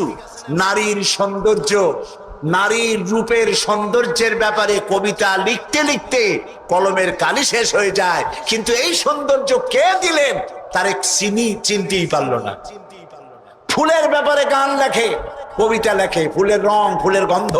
প্রজাপতি, প্রজাপতি কে এত সুন্দর করে, কোন শিল্পী তোমার ডানায় এত সুন্দর রং দিল, তার গান তৈরি করে, কিন্তু প্রজাপতির রং কে দিল আরে খুঁজে পায় না। তারপরে বলে কি, বলে যে সব বুঝেছি, শান্তিনিকেতন গিয়া পড়ে শুনিয়া, সাহিত্যের উপরে ডক্টরেট ডিগ্রি নিয়া কয় সব বুঝেছি। বলে বাবা কি বুঝেছো? কয় দেয়ার ইজ নো গড। সারা জীবন বসে বুঝলো যে প্রভু বলতে কেউ নাই, আল্লাহ বলতে কেউ নাই। বলে নাউযুবিল্লাহ, লাহুম কুলুবুন লা ইয়াফকাহুনা বিহা, সব বোঝে কিন্তু আল্লাহরে চেনে না। নিজের শরীরটা দেখে, আল্লাহরে খুঁজে পায় না। আরে তুমি তো তোমার শরীরটা দিয়েই আল্লাহরে চিনতে পারো, সুবহানাল্লাহ বলে। শরীরটা দিয়ে আল্লাহরে চেনা যায়। এই যে দুটো চোখ, এই চোখ দিয়ে সব সময় আমরা নেগেটিভ দেখি, সব সময় প্রতিটি চিত্র, প্রতিটি মুহূর্তে নেগেটিভকে পজিটিভ করে দেখায় কে? কে দেখায়? সুবহানাল্লাহ। এত সুন্দর দুটি চোখ আল্লাহ দিলেন, চোখের মধ্যে আল্লাহ আবার পানি দিয়ে দিলেন। পানি মানে কান্নার পানি না, এমনি চোখে পানি আছে। আপনি চোখে পলক মারেন, পলক মারেন না? কথা না বললে বুঝি কি? এই যে পলক মারেন, এটা কি ইচ্ছে করে মারেন না অটোমেটিক হয়? অটোমেটিক হয়। ইচ্ছে করে মারলে ফটর ফটর করতো। আপনি নিজের অজান্তেই চোখগুলি পলক মারে কেন? আল্লাহ রাব্বুল আলামিন মানুষের কল্যাণের জন্য এমন অটোমেটিক ব্যবস্থা করে তিনি রেখে দিয়েছেন। শহরে, বন্দরে, গ্রামে, নগরে, গঞ্জে বাতাসের ভিতরে পলিউশন আছে, রোগের জার্ম আছে, বাতাসের ভিতরে উড়ে বেড়ায়, অনবরত চোখের ভিতরে প্রবেশ করে চোখ নষ্ট করে দিতে পারে। এই জন্য রব্বুল আলামিন চোখের ভিতরে পানি ধরনের একরকম মেডিসিন রেখে দিয়েছেন। প্রতি মুহূর্তে চোখ পলক মেরে মেরে চোখকে আল্লাহ তাআলা ক্লিন করে দিতেছেন। শরীরের ভিতরে একটা শরীর দিয়ে আল্লাহকে চেনার জন্য যথেষ্ট। এই শরীরে আল্লাহ অসংখ্য রগ রেশা দিয়েছেন। মাথা থেকে শুরু করে পা পর্যন্ত যতগুলি নার্ভ আছে, সবগুলি নার্ভ ছিঁড়ে ছিঁড়ে যদি জোড়া লাগানো যায়, পুরা পৃথিবী একবার ঘুরে আসা যাবে। সুবহানাল্লাহ কইতে ইচ্ছে করে না? আর যদি পাশাপাশি সাজায় রাখেন, 3 একর জমিন লাগবে একটা মানুষের রগ সাজায় রাখতে। এই রগগুলি দিয়ে আপনি আমি যা খাই, এটাকে বলা হয় কার্বোহাইড্রেট। চাউল, চাউল জাতীয় খাদ্য, আটা, আটা জাতীয় খাদ্য, চিনি, চিনি জাতীয় খাদ্য, আর ডাল, ডাল জাতীয় খাদ্য। এই 4 প্রকারের খাদ্য হলো কার্বোহাইড্রেট। এগুলি মানুষে খাইলে পরে শরীরের ভিতরে এর থেকে রক্ত হয়, এর থেকে পেশাব পায়খানা হয়ে বর্জ্য বেরিয়ে যায়। আর যেটা রক্ত হয়, সেই রক্তটাকে গোটা শরীরে প্রবাহিত করে শরীরটাকে আল্লাহ উষ্ণ রাখেন। সেজন্য এত রগ রেশা দিয়েছেন। এখন এই রক্তগুলিকে মাথা থেকে শুরু করে পা পর্যন্ত পৌঁছে দেওয়ার জন্য আল্লাহ একটা জেনারেটর রেখে দিয়েছেন বুকের মধ্যে। কন্ত বুদ্ধি করে জেনারেটর নামটা কি? মাশাআল্লাহ, বুঝে ফেলেছেন। জেনারেটরের নাম হার্ট। সেটা অনবরত সিস্টোলিক এন্ড ডায়াস্টোলিক এভাবে করে সম্প্রসারণ, সংকোচন এরকম করতেছে। চিকিৎসা বিজ্ঞানীরা বলেছেন, মানুষকে মাথা থেকে শুরু করে কাটাকাটি করে সব বুঝেছি, কিন্তু হার্ট এরকম এরকম করে কেন, এর উৎস আজ পর্যন্ত পৃথিবী খুঁজে পায় না। এটি এভাবে করে করে রক্ত ছড়িয়ে দিচ্ছে। এখন দেখেন আল্লাহর খোঁজার ব্যবস্থা। মানুষ খাইয়া খাইয়া তারপরে হার্টের মধ্যে চর্বি গিয়ে জমে। হার্টের মধ্যে যে করোনারি আর্টারি, করোনারি আর্টারির মধ্যে গিয়ে চর্বি জমতে লাগলো। হঠাৎ করে রক্ত প্রবাহ যখন বন্ধ হতে থাকে, আর চলতে পারে না, তখন অ্যানজাইনা হয়, হার্টে বেদনা শুরু হয়। এই বেদনা শুরু হলে তাড়াতাড়ি ডাক্তার এনজিওগ্রাম করে তারপর দেখে কতটা নষ্ট হয়েছে। ওইটাকে যদি প্রয়োজন হয় রগ বদলাবার, তখন তাকে বাইপাস করা হয়। বাইপাস করে নতুন রগ লাগাতে হবে। এখন বলেন এই নতুন রগ কোথায়? গরুর রগ লাগাইলে হবে? বলেন, ছাগলের রগ? এখন আল্লাহ রব্বুল আলামিনকে চেনা সহজ। ওই রব্বুল আলামিন এমন সুন্দর ব্যবস্থা রেখেছেন, কারো যদি বাইপাস ওপেন হার্ট সার্জারি করার যদি প্রয়োজন হয়, রগের যদি 2-4টা রগ যদি লাগে, আল্লাহ রাব্বুল আলামিন মানুষের হাতের মধ্যে, পায়ের মধ্যে স্পায়ার পার্টস কতগুলি রগ রেখে দিয়েছেন। ডাক্তারেরা পা থেকে, হাত থেকে সেই রগগুলি নিয়ে হার্টের ভিতরে ওই রগ লাগিয়ে দিয়ে নতুন ভাবে আবার রক্ত সঞ্চালনের ব্যবস্থা করে দেয়। যালিকুমুল্লাহু রাব্বুকুম, এই হচ্ছে তোমাদের রব। সুবহানাল্লাহ বলেন। ইনি আল্লাহ যিনি এই ব্যবস্থা করেছেন। কিডনি লাগে একটা মানুষের জন্য কয়টা? না, 2টা লাগে না, কিডনি লাগে একটা, কিন্তু আল্লাহ তাআলা দিবেন কয়টা? 2টা। একটা যদি অকেজো হয়ে যায় তো আরেকটা দিয়ে যেন কাজ হয়। লক্ষ্য করুন, আপনার মেমোরি, আপনার মগজ, আপনার ব্রেন, যে ব্রেনটা, যে মগজটা মাথার মধ্যে আছে, এই মগজের মধ্যে রয়েছে অসংখ্য সেল, কোষ, CELL, অসংখ্য কোষ। মেমোরি কোষ, বুদ্ধির কোষ, শোকের কোষ, সুখের কোষ, অনুভূতির কোষ। মানে আপনার জন্য, এরপরে ডাটা ইনফরমেশন রক্ষা করার জন্য কোষ। অনেকগুলি সেল আছে। মেমোরি সেল যেটা আছে মগজের মধ্যে, সারা পৃথিবীর সকল ডাটা, সকল ইনফরমেশন, সকল তথ্য যদি আপনার মেমোরিতে আপনি ঢুকান, এই মেমোরি সেলে এত জায়গা, পৃথিবীর সব ডাটা ঢুকাবার পরেও 100 ভাগের 1 ভাগ জায়গা ভরবে না। দেখুন অবস্থা। আপনি বসে আছেন চেয়ারে, অফিসে কাজ করছেন, হঠাৎ করে অনুভব করলেন কে যেন জামা গেঞ্জি ফুটো করে আপনার পিঠের মধ্যে নিডেল ঢুকাই দিছে। কে দিল? কে দিল? ও, তাও তো বুঝে ফেলেছে, মশা। জামা কাপড় সুদ্ধা নিডেল ঢুকাই দিছে। আপনি কিন্তু টের পাইছেন না? টের পান নাই? টের পেয়েছেন কিনা? এই টের পাওয়ার জন্য আল্লাহ রাব্বুল আলামিন চামড়ার মধ্যে অসংখ্য কোটি কোটি লোমকূপ সৃষ্টি করেছেন। লোমকূপ দিয়ে ঢুকলো, আপনি টের পেয়ে গেছেন। টের পাওয়ার সাথে সাথে এই খবরটা চলে গেছে বুদ্ধির কাছে। বুদ্ধির একটা সেল আছে না ব্রেনে, আপনার ওই যে মগজের মধ্যে, ওইখানে চলে গেছে খবর যে পিঠের মধ্যে একজন ইনজেকশন করতে গেছে। বুদ্ধির সেল সাথে সাথে হাতের উপরে ফ্যাক্স পাঠায়, ফ্যাক্স ঠাট করে মেরে দিয়েছে পিঠের উপরে, মশার গোষ্ঠী সাফ হয়ে গেছে। সময় লাগে নাই 1 সেকেন্ডও, সাথে সাথে অ্যাকশন, ডাইরেক্ট অ্যাকশন। সুবহানাল্লাহ। কপালে যদি থাকে আল্লাহরে চিনতে কষ্ট হয় না, আর কপালে না থাকলে শান্তিনিকেতন থেকে PhD ডিগ্রি করে কাফের হয়ে যায়, মুরতাদ হয়ে যায়, কপাল পুড়ে যায়। এই জন্য অল্পের মধ্যে বুঝতে সহজ, যদি ঈমান থাকে কিসমতে।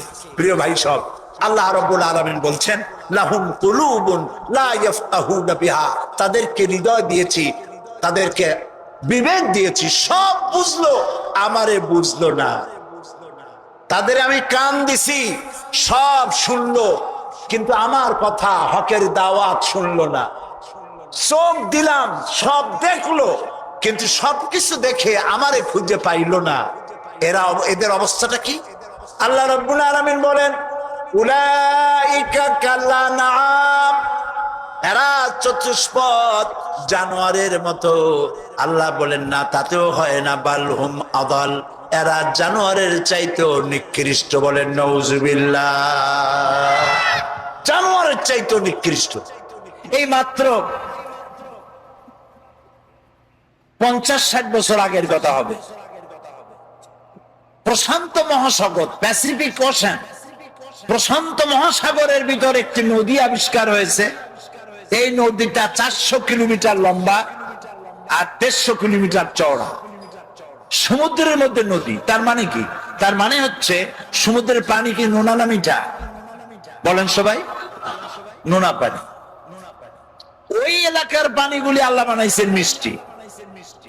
এটা আবিষ্কার হয়েছে। তো সমুদ্রের নোনা পানির মধ্যে মিষ্টি পানি, মাঝখানে কিন্তু কোনো পার্টিশন নাই। মারাজাল বাহরাইনে ইয়ালতাকিয়ান বাইনাহুমা বারযাখুল লা ইয়াবগিয়ান, কোনো পার্টিশন নাই, হিজাব নাই, বাঁধ নাই। নোনা পানির ভিতরে মিষ্টি পানির ব্যবস্থা আল্লাহ রাব্বুল আলামিন করে রেখেছেন, জলচর প্রাণীরা যেন পানির অভাবে কষ্ট না পায়, মিষ্টি পানির অভাবে কষ্ট না পায়। কোন নাবিক যদি নৌ চলাচলে সামুদ্রিক জাহাজে চলতে গিয়া রিজার্ভ ট্যাঙ্কির পানি ফুরায় গেছে, পানির অভাবে যেন মরে না যায়, লবণাক্ত সমুদ্রের ভিতরে মিষ্টি পানির ধারা আমার আল্লাহ চালু করে দিয়েছে। পানির এক নাম বলেন, আরো জোরে বলেন। এই পানি যদি 10 ফিট উঁচা হয়ে আসে সাতক্ষীরার উপর থেকে, নাম হবে কি? একটু আগে ছিল জীবন, আর তারপরেই মরণ। এই পানি না হলে পৃথিবীর মানুষ বাঁচবে না। সেই জন্য এই পৃথিবীর 4 ভাগের 3 ভাগ কি? পানি। সুবহানাল্লাহ। একটা মহাদেশ আছে, যে মহাদেশের নাম হলো অ্যান্টার্কটিকা। আস্থা মহাদেশটা হলো পানি। পানিকে আল্লাহ তাআলা বরফ করে রেখে দিয়েছেন। পানির যদি ঘাটতি হয়, এই বরফ গলায় দিয়ে আল্লাহ পানি পূরণ করে দিবেন। মাটির তলায় পানি, খালে পানি, বিলে পানি। আচ্ছা বলেন তো, আপনাদের এলাকায় কলারোয়ায়, এই সাতক্ষীরায়, ঝাউডাঙ্গায়, তারপরে এদিকে আরো কি কালীগঞ্জ, তারপরে শ্যামনগর, প্রতাপনগর, আশাশুনি, কয়রা, বেয়াড়া, আরো কি আছে না, হুগলা বুনিয়া নাকি, সব আমার মুখস্থ। এই এলাকার নদীগুলো সোজা না বেঁকা বেঁকা? হ্যাঁ, সমস্ত খাল আর নদী কি বলেন? বেঁকা বেঁকা। কেন? সোজা যদি হইতো তাহলে 2 দিকের মাটি সমানভাবে পানির পরশ পেত। বাঁকা বাঁকা করে সব দিকের মাটি পানি নিতে পারে, এই ব্যবস্থা করেছে আমার আল্লাহ রাব্বুল আলামিন। এরপরেও মাটির আরো পানি প্রয়োজন, প্রাণী জগতের আরো পানি প্রয়োজন। সেজন্য রব্বুল আলামিন বলেন, আল্লাহুল্লাযী আরসালার রিয়াহা ফাতুসিরু সাহাবা ফাসুকনাহু ইলা বালাদিন মাইয়িতিন فأحيينا به الأرض بعد موتها كذلك النشور سبحان الله الله الذي أرسل الرياح আল্লাহ হচ্ছেন তিনি যিনি বাতাসকে প্রবাহিত করেন, সমুদ্রের লবণাক্ত পানিগুলি উত্থিত করেন, মেঘমালায় পরিণত করেন। সুবহানাল্লাহ। এই মেঘ কে বানায়? পানি কে উঠান? আনতুম আনজালতুমুহু মিনাল মুজনি আম নাহনুল মুনজিলুন। ওই আকাশ থেকে পানি কে বর্ষণ করে? তুমি করো না আমি করি? আল্লাহ করে। এরপরে এই মেঘকে আল্লাহ অর্ডার করেন, বাতাসকে বলে দেন, বাতাস মেঘ টেনে আশা শুনি কালীগঞ্জ এবং সাতক্ষীরার আকাশের উপরে নিয়ে যা। আপনারা আবার মনে মনে খুশি হবেন না যে সাতক্ষীরা বুঝি কোরআন শরীফ আছে। এগুলো আমি ব্যাখ্যায় বললাম। আল্লাহ যখন অর্ডার করেন, মেঘ পরিচালক ফেরেশতা মেঘ বাতাসকে হুকুম করে, আল্লাহর হুকুমে বাতাসে মেঘ চলে আসলো। কোথায় আসলো? সাতক্ষীরা আসলো। আসলো কোথায়? এবার আল্লাহ যদি ইচ্ছা করেন, মেঘের পানিকে কলসির মতো কান্দা দিয়া যদি ঢেলে দেন, তাহলে ঘর বাড়ি ভেসে যাবে, মানুষ শেষ হয়ে যাবে। আল্লাহ রাব্বুল আলামিন কণা কণা বৃষ্টি নাজিল করে দেন, ফোঁটা ফোঁটা বৃষ্টি। এই ফোঁটা ফোঁটা বৃষ্টি পৃথিবীর শুষ্ক বালু কণা কোথায় আছে খুঁজে খুঁজে বের করে সমস্ত শুষ্ক বালু কণাগুলিকে আল্লাহ সিক্ত করে দেন। তারপরে মরা জমিনকে আল্লাহ তাআলা জিন্দা করে দেন বৃষ্টির পানি দিয়া। মরা জমিন কি হয়ে গেল? জিন্দা হয়ে গেল। এখন চাষ করে বীজ বপন করেন। আল্লাহ তাআলা বলেন, এই যে বীজ বপন করলা, আনতুম আনশাতুম শাজারাতাহা আম নাহনুল মুনশিউন, ওই মাটির তলায় যে বীজ তুমি বপন করলা, ওটা তো পচায়ও দিতে পারতাম। ওই মাটি ফাইড়া বীজটা অঙ্কুরিত হলো। কে করলো? তুমি করছো না আমি করছি? সুশীলরা করছে না বুদ্ধিজীবীরা করছে? কে করছে? জোরে বলেন। এভাবে আমি ফসল উদ্গত করলাম, ধান হইল, ধানের মধ্যে চাউল দিলাম। যদি চাউল না দিতাম লাউ নাশাউ জাআলনাহু উজাজান, না লাউ নাশাউ জাআলনাহু হুতামা ফাযালতুম তাফাক্কাহুন, যদি আমি ওই ধানের মধ্যে চাউল না দিতাম তাহলে তুমি কি করতা? বাল নাহনু মাহরুমুন, কপালে আঘাত করতে আর বলতো আরে মাহরুম হয়ে গেলাম, বঞ্চিত। ধানগুলারে আল্লাহ সিটা বানাইতে পারে না? কে বলছে? আল্লাহ নিজেই বলছেন আমি ইচ্ছা করলে সিটা বানাই দিতে পারতাম। তাহলে আমি তোমাকে বানাইলাম, কে বানাইছে বলেন সবাই? এই সুন্দর দুটি হাত কে বানিয়েছেন? চোখ দিছেন কে? কান দিছেন কে? নাক দিছেন কে? মুখ দিছেন কে? চলার জন্য, বলার জন্য শক্তি দিছেন কে? চিন্তা করার ক্ষমতা দিছেন কে? যৌবন দিছেন কে? বাচ্চা দিছেন কে? বউ দিছেন কে? এই সবকিছু দিয়া খাবেন কি সেটা আল্লাহ তাআলা বানাই দিয়েছেন। সুবহানাল্লাহ। জমিনে ফসল হইল, আরে জমিনকে আল্লাহ অর্ডার দিলেন, আমার এই জমিন এত ভালো, বাংলাদেশের এই মাটি এত ভালো, আমার প্রিয় জন্মভূমি বাংলাদেশ, নাম কি? তাও এরকম আসতে কইলেন, জোরে কর না, আরো জোরে কর। এই মাটি বড়ই সুন্দর, আঙ্গুল দিয়া নাড়ায়া নাড়ায়া কদুর বিচি বপন করে দিলেন। পরের দিনে 2 পাতা, তারপরের দিন লতা, 6 দিন পর ফুল, আর কয়দিন পর কদু ঝুলে পড়লো। আল্লাহর দেওয়া এত সুন্দর কদু খাইয়া আলহামদুলিল্লাহ কয় না, কয় সাদের লাউ বানাইলো মরে বই থাকি। আগা খাইলো, ডগা খাইলো, তাও আল্লাহরে চিনল না। কপাল পোড়া। কি পোড়া বলেন? কপাল পোড়া। খাবার দিলেন, মাছ দিলেন, তরি তরকারি দিলেন, সব দিলেন, সে আল্লাহর নামাজ পড়ে না, সে আল্লাহর কোরআন বোঝে না। কি কপাল পোড়া! আরে মুসলমান, আল্লাহ রাব্বুল আলামিন বলছেন আমি খাবার দেই, খাবারগুলো তৈরি করেছি আমি। এবং আল্লাহ এমন দেওয়া দেয়, দেখবেন নামাজ পড়লেও দেয়, নামাজ না পড়লেও দেয়। বরং দেখা যায় যারা নামাজ পড়ে না, রোজা করে না, ইসলামরে গাইলায়। মৌলানা সাহেবদের বলে মৌলবাদী, আবার বলে জঙ্গিবাদী। নতুন নাম তৈরি হয়েছে জঙ্গিবাদী, সন্ত্রাসী, হরকতুল জিহাদ, কুতকুতুল উন্মাদ। এরপরে নতুন আরেক নাম রাখছে, শুনে তো অবাক হয়ে গেছি। নতুন নাকি আরেকটা দল বাইর হয়েছে, সেটার নাম আল জঙ্গিতুল জংলা। এ আবার কোন জঙ্গলে আল্লাহ জানে। এরা নতুন নতুন নাম রাখে, আলেমদেরকে বদনাম দেয়, আলেমদেরকে বদনাম দেয়। ওরা নামগুলি আবিষ্কার করে আর মনে করে মৌলবীরা বুঝবে না, কিন্তু আমরা যে বুঝি ওরা আবার তা বোঝে না। তা আল্লাহ রাব্বুল আলামিন সৃষ্টি করলেন, তারপরে খাবার দিলেন, সুবহানাল্লাহ বলেন। জমিনকে উর্বর করে দিলেন, খেতে খামারে মাছ দিলেন, পাখি দিলেন, সব খাবার দিলেন। খেতে দেওয়ার মালিক কে? ওয়া মা মিন দাব্বাতিন ফিল আরদি ইল্লা আলাল্লাহি রিজকুহা। এই পৃথিবীর উপরে এমন কোন বিচরণশীল জীব নাই যে জীবের রিস্কের দায়িত্ব আমি আল্লাহ নিজ হাতে গ্রহণ করি নাই। সকল জীবের রিস্কের দায়িত্ব কার? তো আমরা দেখি নামাজ রোজা যারা করে এরা বরং কম পায়, যারা নামাজ রোজা করে না, আল্লাহরে গাইল দেয়, ইসলামরে গাইল দেয়, ইসলাম মিটাবার চেষ্টা করে, ওরা পায় বেশি। ঠিক না? আল্লাহ তাআলা বলছেন লা ইয়াগুররান্নাকা তাকাল্লুবুল লাযিনা কাফারু ফিল বিলাদ। ও মুসলমানেরা, এই কাফেরদের চাকচিক্য সম্পদ দেখা তুমি ভয় পাইও না, চিন্তা করো না, প্রতারিত হও না।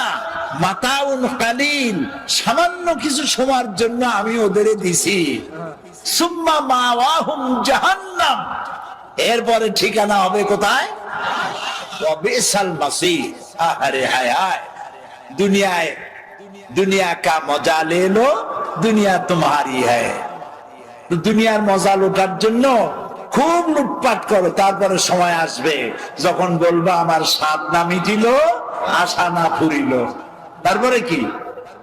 সকলই ফুরায় যায়, আরে খাইতে পারলাম না, এত বাড়ি বানাইলাম, এত ঘর বানাইলাম, এত লুটপাট করলাম, এত শয়তানি করলাম, এত ডিজিটাল করলাম, আরে সব তো গেল শেষ হইয়া, সব শেষ, সব শেষ হয়ে যাবে।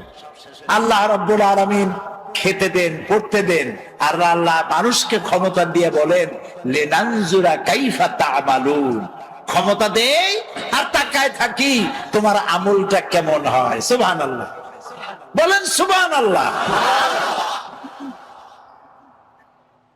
সমুদ্রের মধ্যে যে এই যে আপনাদের বাড়িতে টেলিভিশন ডিশ লাইন আছে না, এই ডিশ লাইনে উপকারও আছে, ক্ষতিও আছে।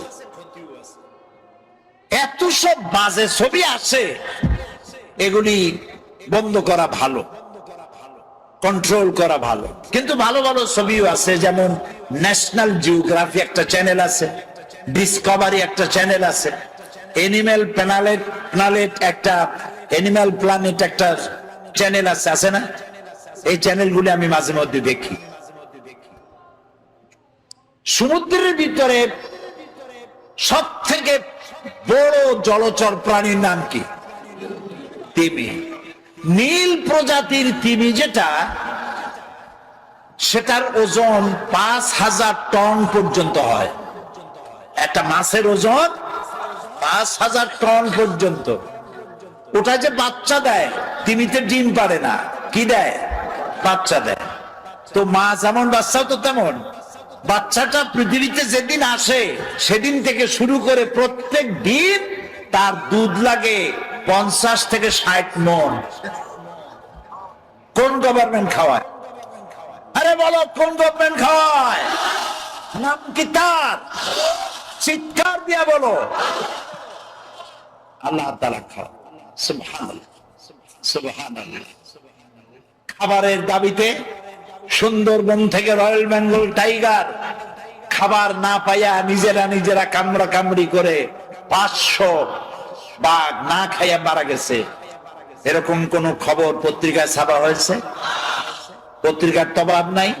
দৈনিক দেখে নেব, প্রত্যেক দিন চিৎকার, মাসিক হুঙ্কার। এই যে পত্রিকাগুলি, তো দৈনিক দেখে নেব, এই পত্রিকায় কোনোদিন এরকম ছবি আসছে, খবর আসছে? কুমিররা না খাইয়া, হাঙ্গরেরা কামড়গুলি না খাইয়া 2000 কুমির, হাঙ্গর, কামড় নদীর ভিতরে ভেসে উঠেছে। হয়েছে এরকম? হয়েছে এরকম? হয় নাই। ওরা না খেয়ে মরে না। আচ্ছা, এখন কোন, এখন বলেন সংখ্যায় কারা বেশি? সংখ্যায় মানুষ বেশি, না পিঁপড়া থেকে শুরু করে পাখি পর্যন্ত তারা বেশি? অন্য সৃষ্টি জগতের মানুষ ছাড়া অন্যরা বেশি। সেগুলো না খাইয়া মরে না। না খেয়ে মরে কারা? মানুষগুলি। ওগুলো না খাইয়া মরে না। এবার আল্লাহ রাব্বুল আলামিন তিনি বলছেন, আমি খাবার দেই, গর্ত থেকে পিঁপড়া বের হয়, সাপ বের হয়, সুন্দরবন বন থেকে বাঘ বেরিয়ে গেল, সিংহ বেরিয়ে গেল, হাতি গন্ডার বেরিয়ে গেল, পানির ভিতরে পুঁটি মাছ থেকে তিমি মাছ, মহাশূন্যে টুনটুনি পাখি থেকে শুরু করে ঈগল পাখি, যে 2 থাবা দিয়া 2টা ভেড়া থাবা দিয়ে উড়ে চলে যেতে পারে, এই শক্তিশালী পাখি। সমস্ত প্রাণী জগৎ সকাল বেলায় খালি পেটে মহাশূন্যে উড়ে বেড়ায়, জঙ্গলে ঘরে, সমুদ্রে সাঁতার কাটে, আর সন্ধ্যা হতে না হতে সমস্ত প্রাণীর পেট ভরে দিয়ে আমি আল্লাহ যার যার ঘরে ফিরাইয়া দেই। সুবহানাল্লাহ, সুবহানাল্লাহ। এ হচ্ছে আমার আল্লাহ। সেই আল্লাহর সেজদা দাও না, যিনি খাওয়ান, যিনি পরান, যিনি সবকিছু দিয়েছেন, সে আল্লাহকে ভুলে গিয়েছ। খেতে দেওয়ার মালিক তিনি। কত খাবা তুমি? হাদিসে কুদসি, হাদিসে কুদসি, অর্থাৎ এটা কোরআন না, আল্লাহ বলেছেন। কি সেটা? হাদিসে কুদসির ভিতরে এসেছে, মুত্তাফাকুন আলাইহি। আল্লাহ তাআলা বলছেন, পৃথিবীতে যত জিন এসেছিল আর যত মানুষ এসেছিল, পৃথিবীতে যত জিন আসবে আর যত মানুষ আসবে, যদি পৃথিবীর কোন একটি মাঠে একত্রিত হয় আর যার যার চাহিদা আমার কাছে চাইতে থাকে, সকলের চাহিদা কি একরকম? আমি চাই কুল বড়ই খাবো সাতক্ষীরা, আপনি চান বাউকুল খাবেন রংপুরে, উনি চায় সবেদা খাবেন, উনি চায় গলদা চিংড়ি খাবো, উনি কয় বিয়ে করব, সে কয় বাচ্চা হোক। তো সকলের চাহিদা তো একরকম না, এক একজনের চাহিদা এক এক রকম। এখন আল্লাহ কি বলেন শোনেন, সমস্ত জেন, আগের কথা মনে আছে তো, সমস্ত জেন সমস্ত মানুষ যা ছিল আর যা আসবে সব এক মাঠে একত্রিত হইয়া তাদের যার যার চাহিদা অনুযায়ী যদি আমার কাছে চাইতে থাকে, আর সমস্ত চাহিদা যদি আমি সবার পূরণ করে দেই, আমার ভাণ্ড থেকে অতটুকুন ফুরাবে না যতটুকুন একটি সুই সমুদ্রের মধ্যে ডুবাইয়া উঁচা করলে যতটুকুন সমুদ্রের পানি কমবে না, আমার ভাণ্ড থেকে তাও কমবে না। এ হচ্ছে আমার আল্লাহ। বলেন আল্লাহ। আল্লাহ আল্লাহ না কিন্তু আল্লাহ, মুখটা গোল হয়ে যাবে, মহব্বতের সাথে বলেন আল্লাহ আল্লাহ আল্লাহ।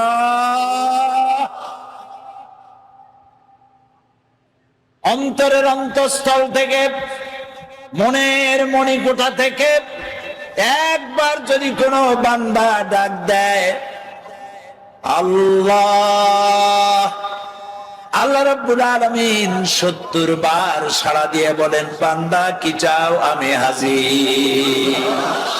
এই সুন্দর করে চেহারা দিলাম, সুন্দর করে বানালাম, চোখ দিলাম দুইটা, এই চোখ দুইটা এই দুই জায়গায় না দিয়া যদি কপালের উপরে দিতাম, পারতেন না? আল্লাহ ক্রিকেট খেলাইতে পারতেন, বল আসিয়া চোখ দুটা একেবারে স্যান্ডউইচ হইতো জায়গায়, বল খেলতে গিয়া, হ্যান্ডবল ফুটবল খেলতে গিয়া আসাল খাইয়া ডিমের মামলেট হয়েছে দুইটা চোখ। এই চোখ দুটো সেফ জায়গায় রাখা হয়েছে, উপরে একটা হাড্ডি, নিচে একটা হাড্ডি, মাঝখানে চোখ, যাতে ধাক্কা মাক্কা লাগলেও চোখের উপরে না লাগে। আহারে আহারে আমার আল্লাহ। এরপরে চোখে মানুষ পলক দেয়, সাতক্ষীরার লোক পলক দেয়, ইচ্ছা করে দেন না অটোমেটিক? অটোমেটিক। ইচ্ছা করে দিলে ফটর ফটর করতো, এটা অটোমেটিক হয়। কেন হয়? বাতাসের ভেতরে অসংখ্য পলিউশন আছে, রোগ জীবাণু আছে, অনবরত এই রোগ জীবাণুগুলি আপনার চোখের মধ্যে প্রবেশ করতেছে। আল্লাহ রাব্বুল আলামিন চোখের ভিতরে এক প্রকার মেডিসিন জাতীয় পানি রেখে দিয়েছেন, অটোমেটিক চোখের পলক পড়তেছে, আর প্রতি মুহূর্তে আল্লাহ রাব্বুল আলামিন আপনার চোখকে ক্লিন করে দিতেছে। আপনি বুঝলেন আল্লাহর সেজদা দিবেন, বুঝলে না আজান হলে দৌড়াই নামাজ পড়তে যাবে না। আরে আমার আল্লাহ আমার এত সুন্দর করে বানাইছে, আমি কেন তার সেজদা দিই না? আপনি গভর্নমেন্টের ট্যাক্স দেন কেন? এই যে বিদ্যুৎ বিল, বাড়িতে বিদ্যুৎ আছে না, যদি আপনি বিদ্যুতের বিল না দেন, বারবার যদি প্রত্যেক মাসে বিল বাকি, জরিমানা হবে। জরিমানাও দিলেন না, বিলও দিবেন না, লাইন থাকবে? থাকবে না। তো আল্লাহ যে আলো দিলেন বিল চাইছে, আল্লাহ যে বাতাস দিলেন বিল চাইছে, সূর্য দিলেন বিল চাইছে, পানি খান বিল চাইছে। গভর্নমেন্ট চায়, আল্লাহ চায় না। কারণ গভর্নমেন্ট যত বড় হোক এ সব ফকির, এগুলো কি মাতবাড়ি যাই করুক, আল্লাহ তাআলা বলছেন ওয়াল্লাহু গানিয়্যুন ওয়া আনতুমুল ফুকারা। আল্লাহ হচ্ছেন গনি আর তোরা গোষ্ঠী শুদ্ধ ফকির। হাজলামি করবি তো টাইট করে দেব। ফেরাউনের মারছে কি করিয়া? সুবাইয়া। নমরুদরে জুতা মারিয়া। সেই জুতা আছে না গেছে? কদিন আগে পড়ছে না একজনের কপালে? কার কপালে? একেবারে আসল জায়গা, জুতা রিজার্ভ, বেকায়দা করবা, জুতা আছে। সেই জন্য বুঝতে হবে, আল্লাহরে চিনতে হবে। এই কোরআন এই কথাগুলি শেখায়, একটা আমার বানানো কথা নয়, এই সবগুলি কোরআন শরীফের ভিতরে আছে। তোমার কেমনে বানাইছি ফালিয়ানজুরিল ইনসান, মানুষ চিন্তা করুক তার নিজের ব্যাপারে, তার নিজের ব্যাপারে চিন্তা করুক, তারে আমি কেমনে বানাইছি। সুবহানাল্লাহ বলেন।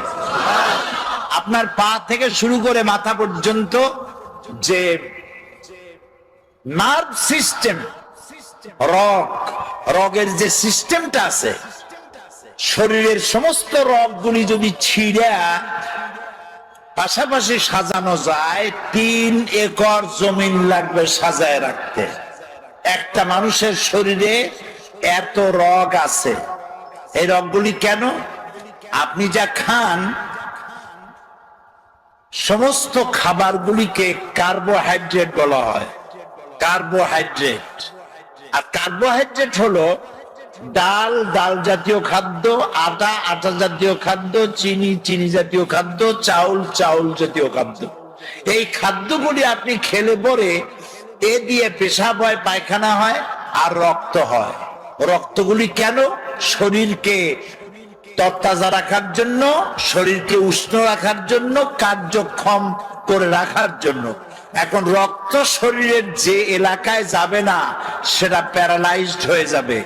সমস্ত শরীরে রক্ত প্রবাহিত করার জন্য আল্লাহ রাব্বুল আলামিন আপনার বডির মধ্যে একটা জেনারেটর দিয়েছেন। ওই জেনারেটরের নাম কি বুদ্ধি করে কোন তো? হার্ট। হার্টটা কোথায়? মাথায়। কোন জায়গায়?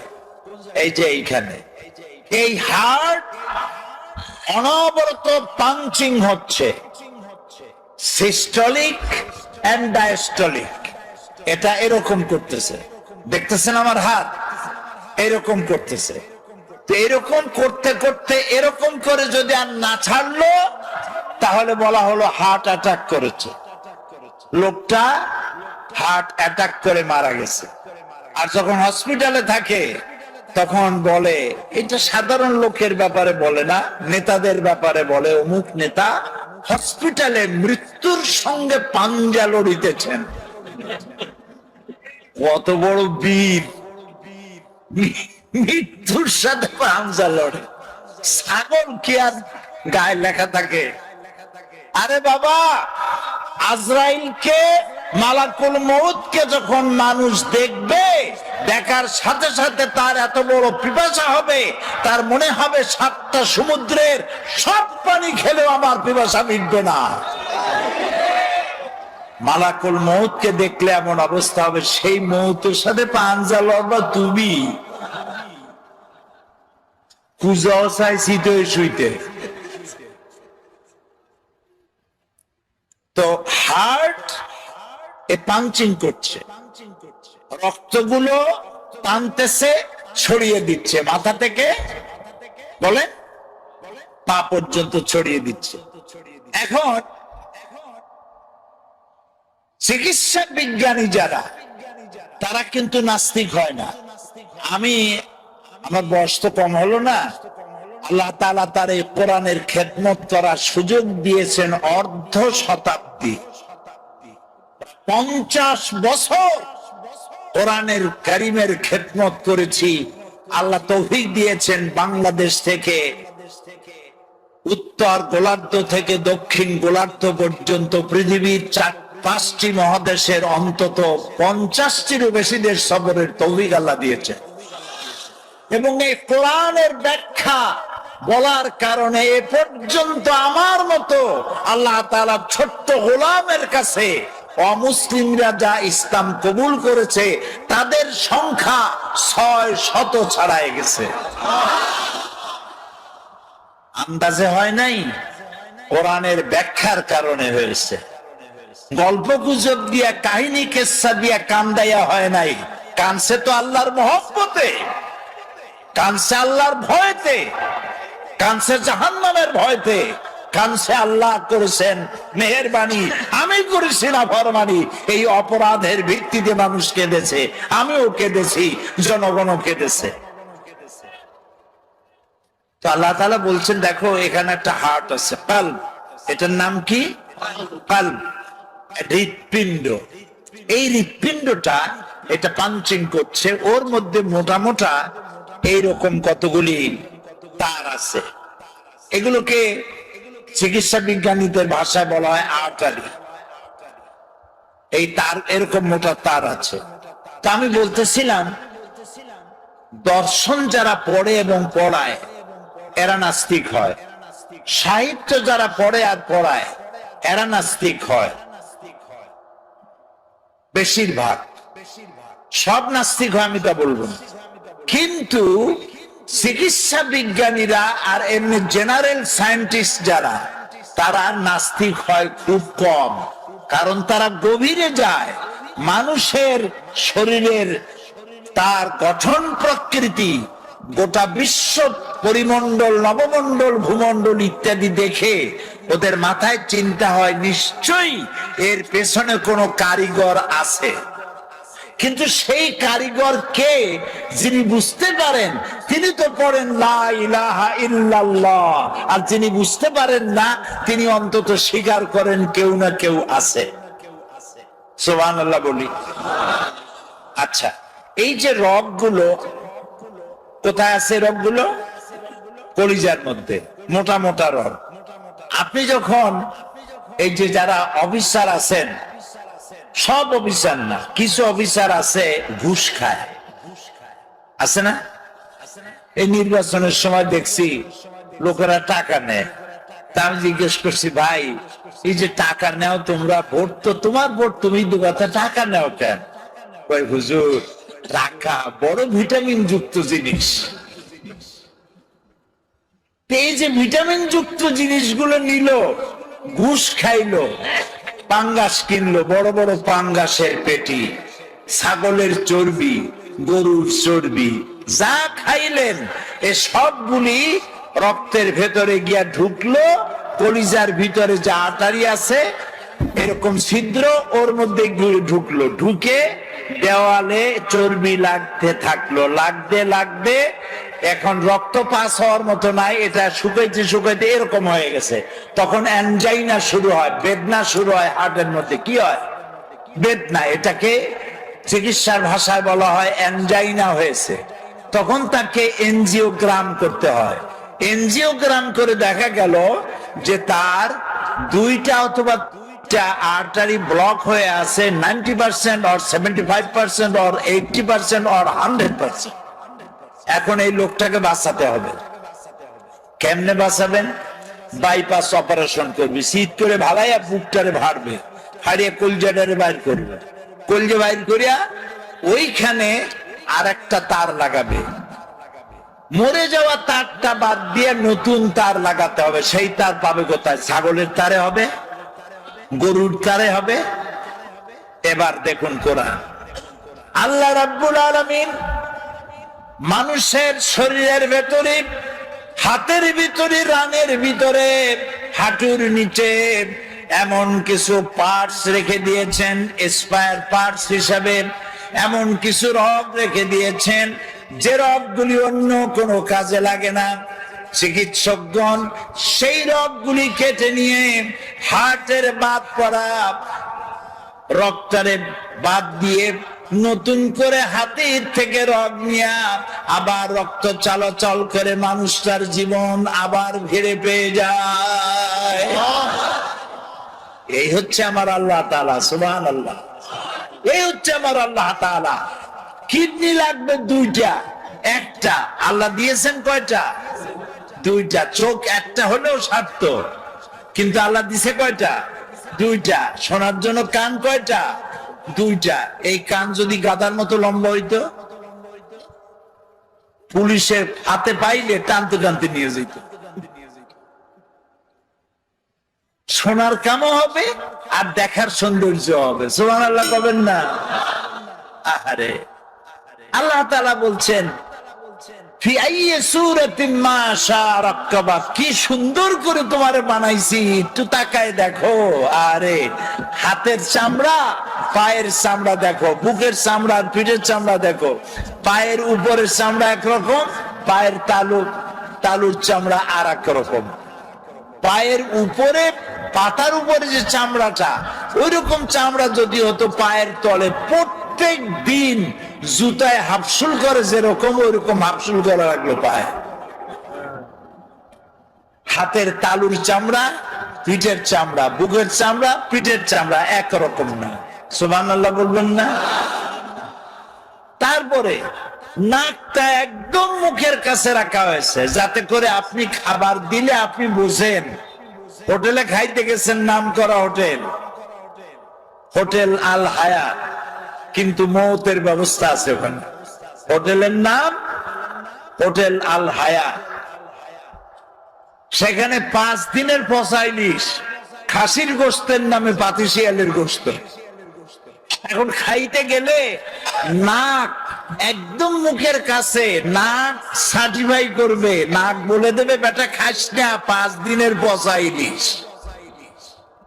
কিন্তু এই নাক যদি মুখের কাছে না হইয়া শরীরের দূরতম কোন জায়গায় হতো, তাহলে খাবার বানাইয়া জামা গেঞ্জি উল্টাইয়া এরপরে তার কাছ থেকে সার্টিফিকেট নিয়ে তারপর মুখে দেওয়া লাগতো। তাও সুবহানাল্লাহ কবেন না? আল্লাহ তাআলা এত সুন্দর করে এ মানুষকে সুগঠিত করেছেন, সুন্দর করে বানিয়েছেন, তারপরে এই পৃথিবীকে সুসজ্জিত করেছেন মানুষের থাকার জন্য, পড়ার জন্য। আল্লাহ তাআলা বলছেন এই পৃথিবী তোমার জন্য আমি সৃষ্টি করেছি, খালাকা লাকুম মা ফিল আরদি জামিয়া, এই পৃথিবীতে যা সৃষ্টি করেছি সব তোমার জন্য। বিজ্ঞানীরা বলেছেন হিমালয় পাহাড়ের অত্যুচ্চ শিখর থেকে শুরু করে আটলান্টিক মহাসাগরের অতল তলদেশ পর্যন্ত যা কিছু আছে সব মানব সেবায় নিয়োজিত, সব মানুষের সেবা। মুখে মুখে আল্লাহ আল্লাহ বলো, মুখে মুখে তাওহীদি বানিয়ে রাখো বুকে বুকে, তাওহীদি বানিয়ে রাখো বুকে বুকে। তোমায় গড়ো তুমি ঈমানি চেতনায়, আবার ফিরে এসো ইনসাফি সাধনায়। অন্তরে ঈমান রাখো সুখে দুঃখে, আল্লাহ আল্লাহ বলো, মুখে মুখে আল্লাহ আল্লাহ বলো, মুখে মুখে। পৃথিবীর পথে ছুটে চলো তুমি, সজীবে করে দাও শুকনো ভূমি। পৃথিবীর পথে ছুটে চলো তুমি, সজীবে করে দাও শুকনো ভূমি। জান্নাত রাখো তুমি জীবনের সীমানায়, সিরাতের পথে চলে যাও তুমি ঠিকানায়। বাধা সব পারো তুমি দিতে রুখে, আল্লাহ আল্লাহ বলো, মুখে মুখে আল্লাহ আল্লাহ বলো, মুখে মুখে। আল্লাহু আল্লাহ বলে যাও দ্বিধাহীন, আল্লাহর হুকুমে থাকো সারাদিন। আল্লাহু আল্লাহ বলে যাও দ্বিধাহীন, আল্লাহর হুকুমে থাকো সারাদিন। আসমানি হুকুমত করতে কায়েম ধরায়, আবার তোমার হাত মগ্ন হোক সাধনায়। আসবে বিজয় রাখো সাহস বুকে, আল্লাহ আল্লাহ বলো, মুখে মুখে আল্লাহ আল্লাহ বলো, মুখে মুখে। তাওহীদি বানিয়ে রাখো বুকে বুকে, তাওহীদি বানিয়ে রাখো বুকে বুকে। তোমায় গড়ো তুমি ঈমানি চেতনায়, আবার ফিরে এসো ইনসাফি সাধনায়। অন্তরে ঈমান রাখো সুখে দুঃখে, আল্লাহ আল্লাহ বলো, মুখে মুখে আল্লাহ আল্লাহ বলো, মুখে মুখে আল্লাহ আল্লাহ বলো, মুখে মুখে আল্লাহ আল্লাহ বলো, মুখে মুখে। আর একটু জোরে শুনতে চাই, মারহাবা। পরিবেশন করব একটি নাতে রাসূল সাল্লাল্লাহু আলাইহি সাল্লাম। ভাইয়া মনিটরে একটু ভোকালটা একটু বাড়ান। হলো হলো হলো।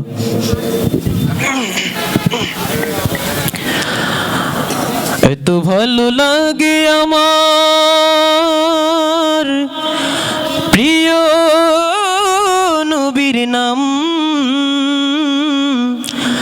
আর ভালো লাগে নবীর দুরূদ সালাম। ভালো লাগে? একটু দুরূদ পড়া যাবে আমার সাথে? সবাই বলেন আল্লাহুম্মা সাল্লি আলা সাইয়্যিদিনা মুহাম্মাদিন। আল্লাহুম্মা। কি ব্যাপার, রাসূলের শানে নাত গাইবেন, ভয় পাচ্ছেন নাকি? আপনার এতগুলো লোক যদি একসাথে গান, এই এলাকার আকাশ বাতাস প্রকম্পিত হওয়ার কথা, ঠিক কি না? রাসূলের শানে একটু আরেকটু জোরে সোরে গাওয়া যাবে না? একটু গান, ভালো লাগবে। আল্লাহুম্মা সাল্লি আলা সাইয়্যিদিনা মুহাম্মাদিন। আল্লাহুম্মা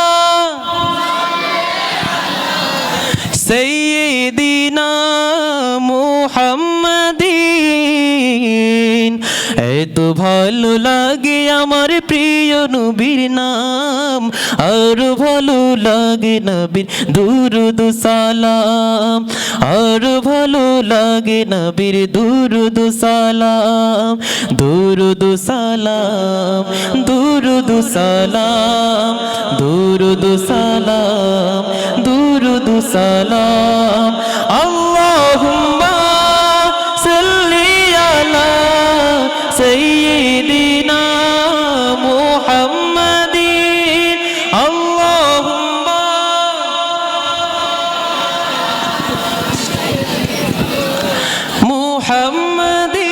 মুহাম্মাদিন। আল্লাহ বলেন আমার নাম যে মোনাত, বন্ধুর নামে রেখেছি তাই তো মুহাম্মদ। আমি মালিক সারা সৃষ্টি জুড়ে, বন্ধু মোর রহমত সবার তরে। আল্লাহ বলেন আমার নাম যে মোনাত, বন্ধুর নামে রেখেছি তাই তো মুহাম্মদ। আমি মালিক সারা সৃষ্টি জুড়ে, বন্ধু মোর রহমত সবার তরে। বন্ধু মোর রহমত সবার তরে। আদম থেকে ঈসা মুসা আম্বিয়া তামাম, সবার মুখে নারা হবে আমার নবীর নাম, আমার নবীর নাম, আমার নবীর নাম, আমার নবীর নাম, আমার নবীর নাম। আল্লাহুম্মা সাল্লি আলা সাইয়্যিদিনা মুহাম্মাদিন। আল্লাহুম্মা সাইয়্যিদিনা মুহাম্মাদিন। এত ভালো লাগে আমার প্রিয় নবীর নাম, আর ভালো লাগে নবীর দুরূদ সালাম, আর ভালো লাগে নবীর দুরূদ সালাম। দুরূদ সালাম, দুরূদ সালাম, দুরূদ সালাম, দুরূদ সালাম, দুরূদ সালাম, দুরূদ সালাম। আরেকটু জোরে সুরে শুনতে চাই মারহাবা। সেই মারহাবা শিরোনামে একটি নাতে রাসূল সাল্লাল্লাহু আলাইহি সাল্লাম পরিবেশন করব। আপনাদের কণ্ঠে শুধু শুনতে চাই মারহাবা।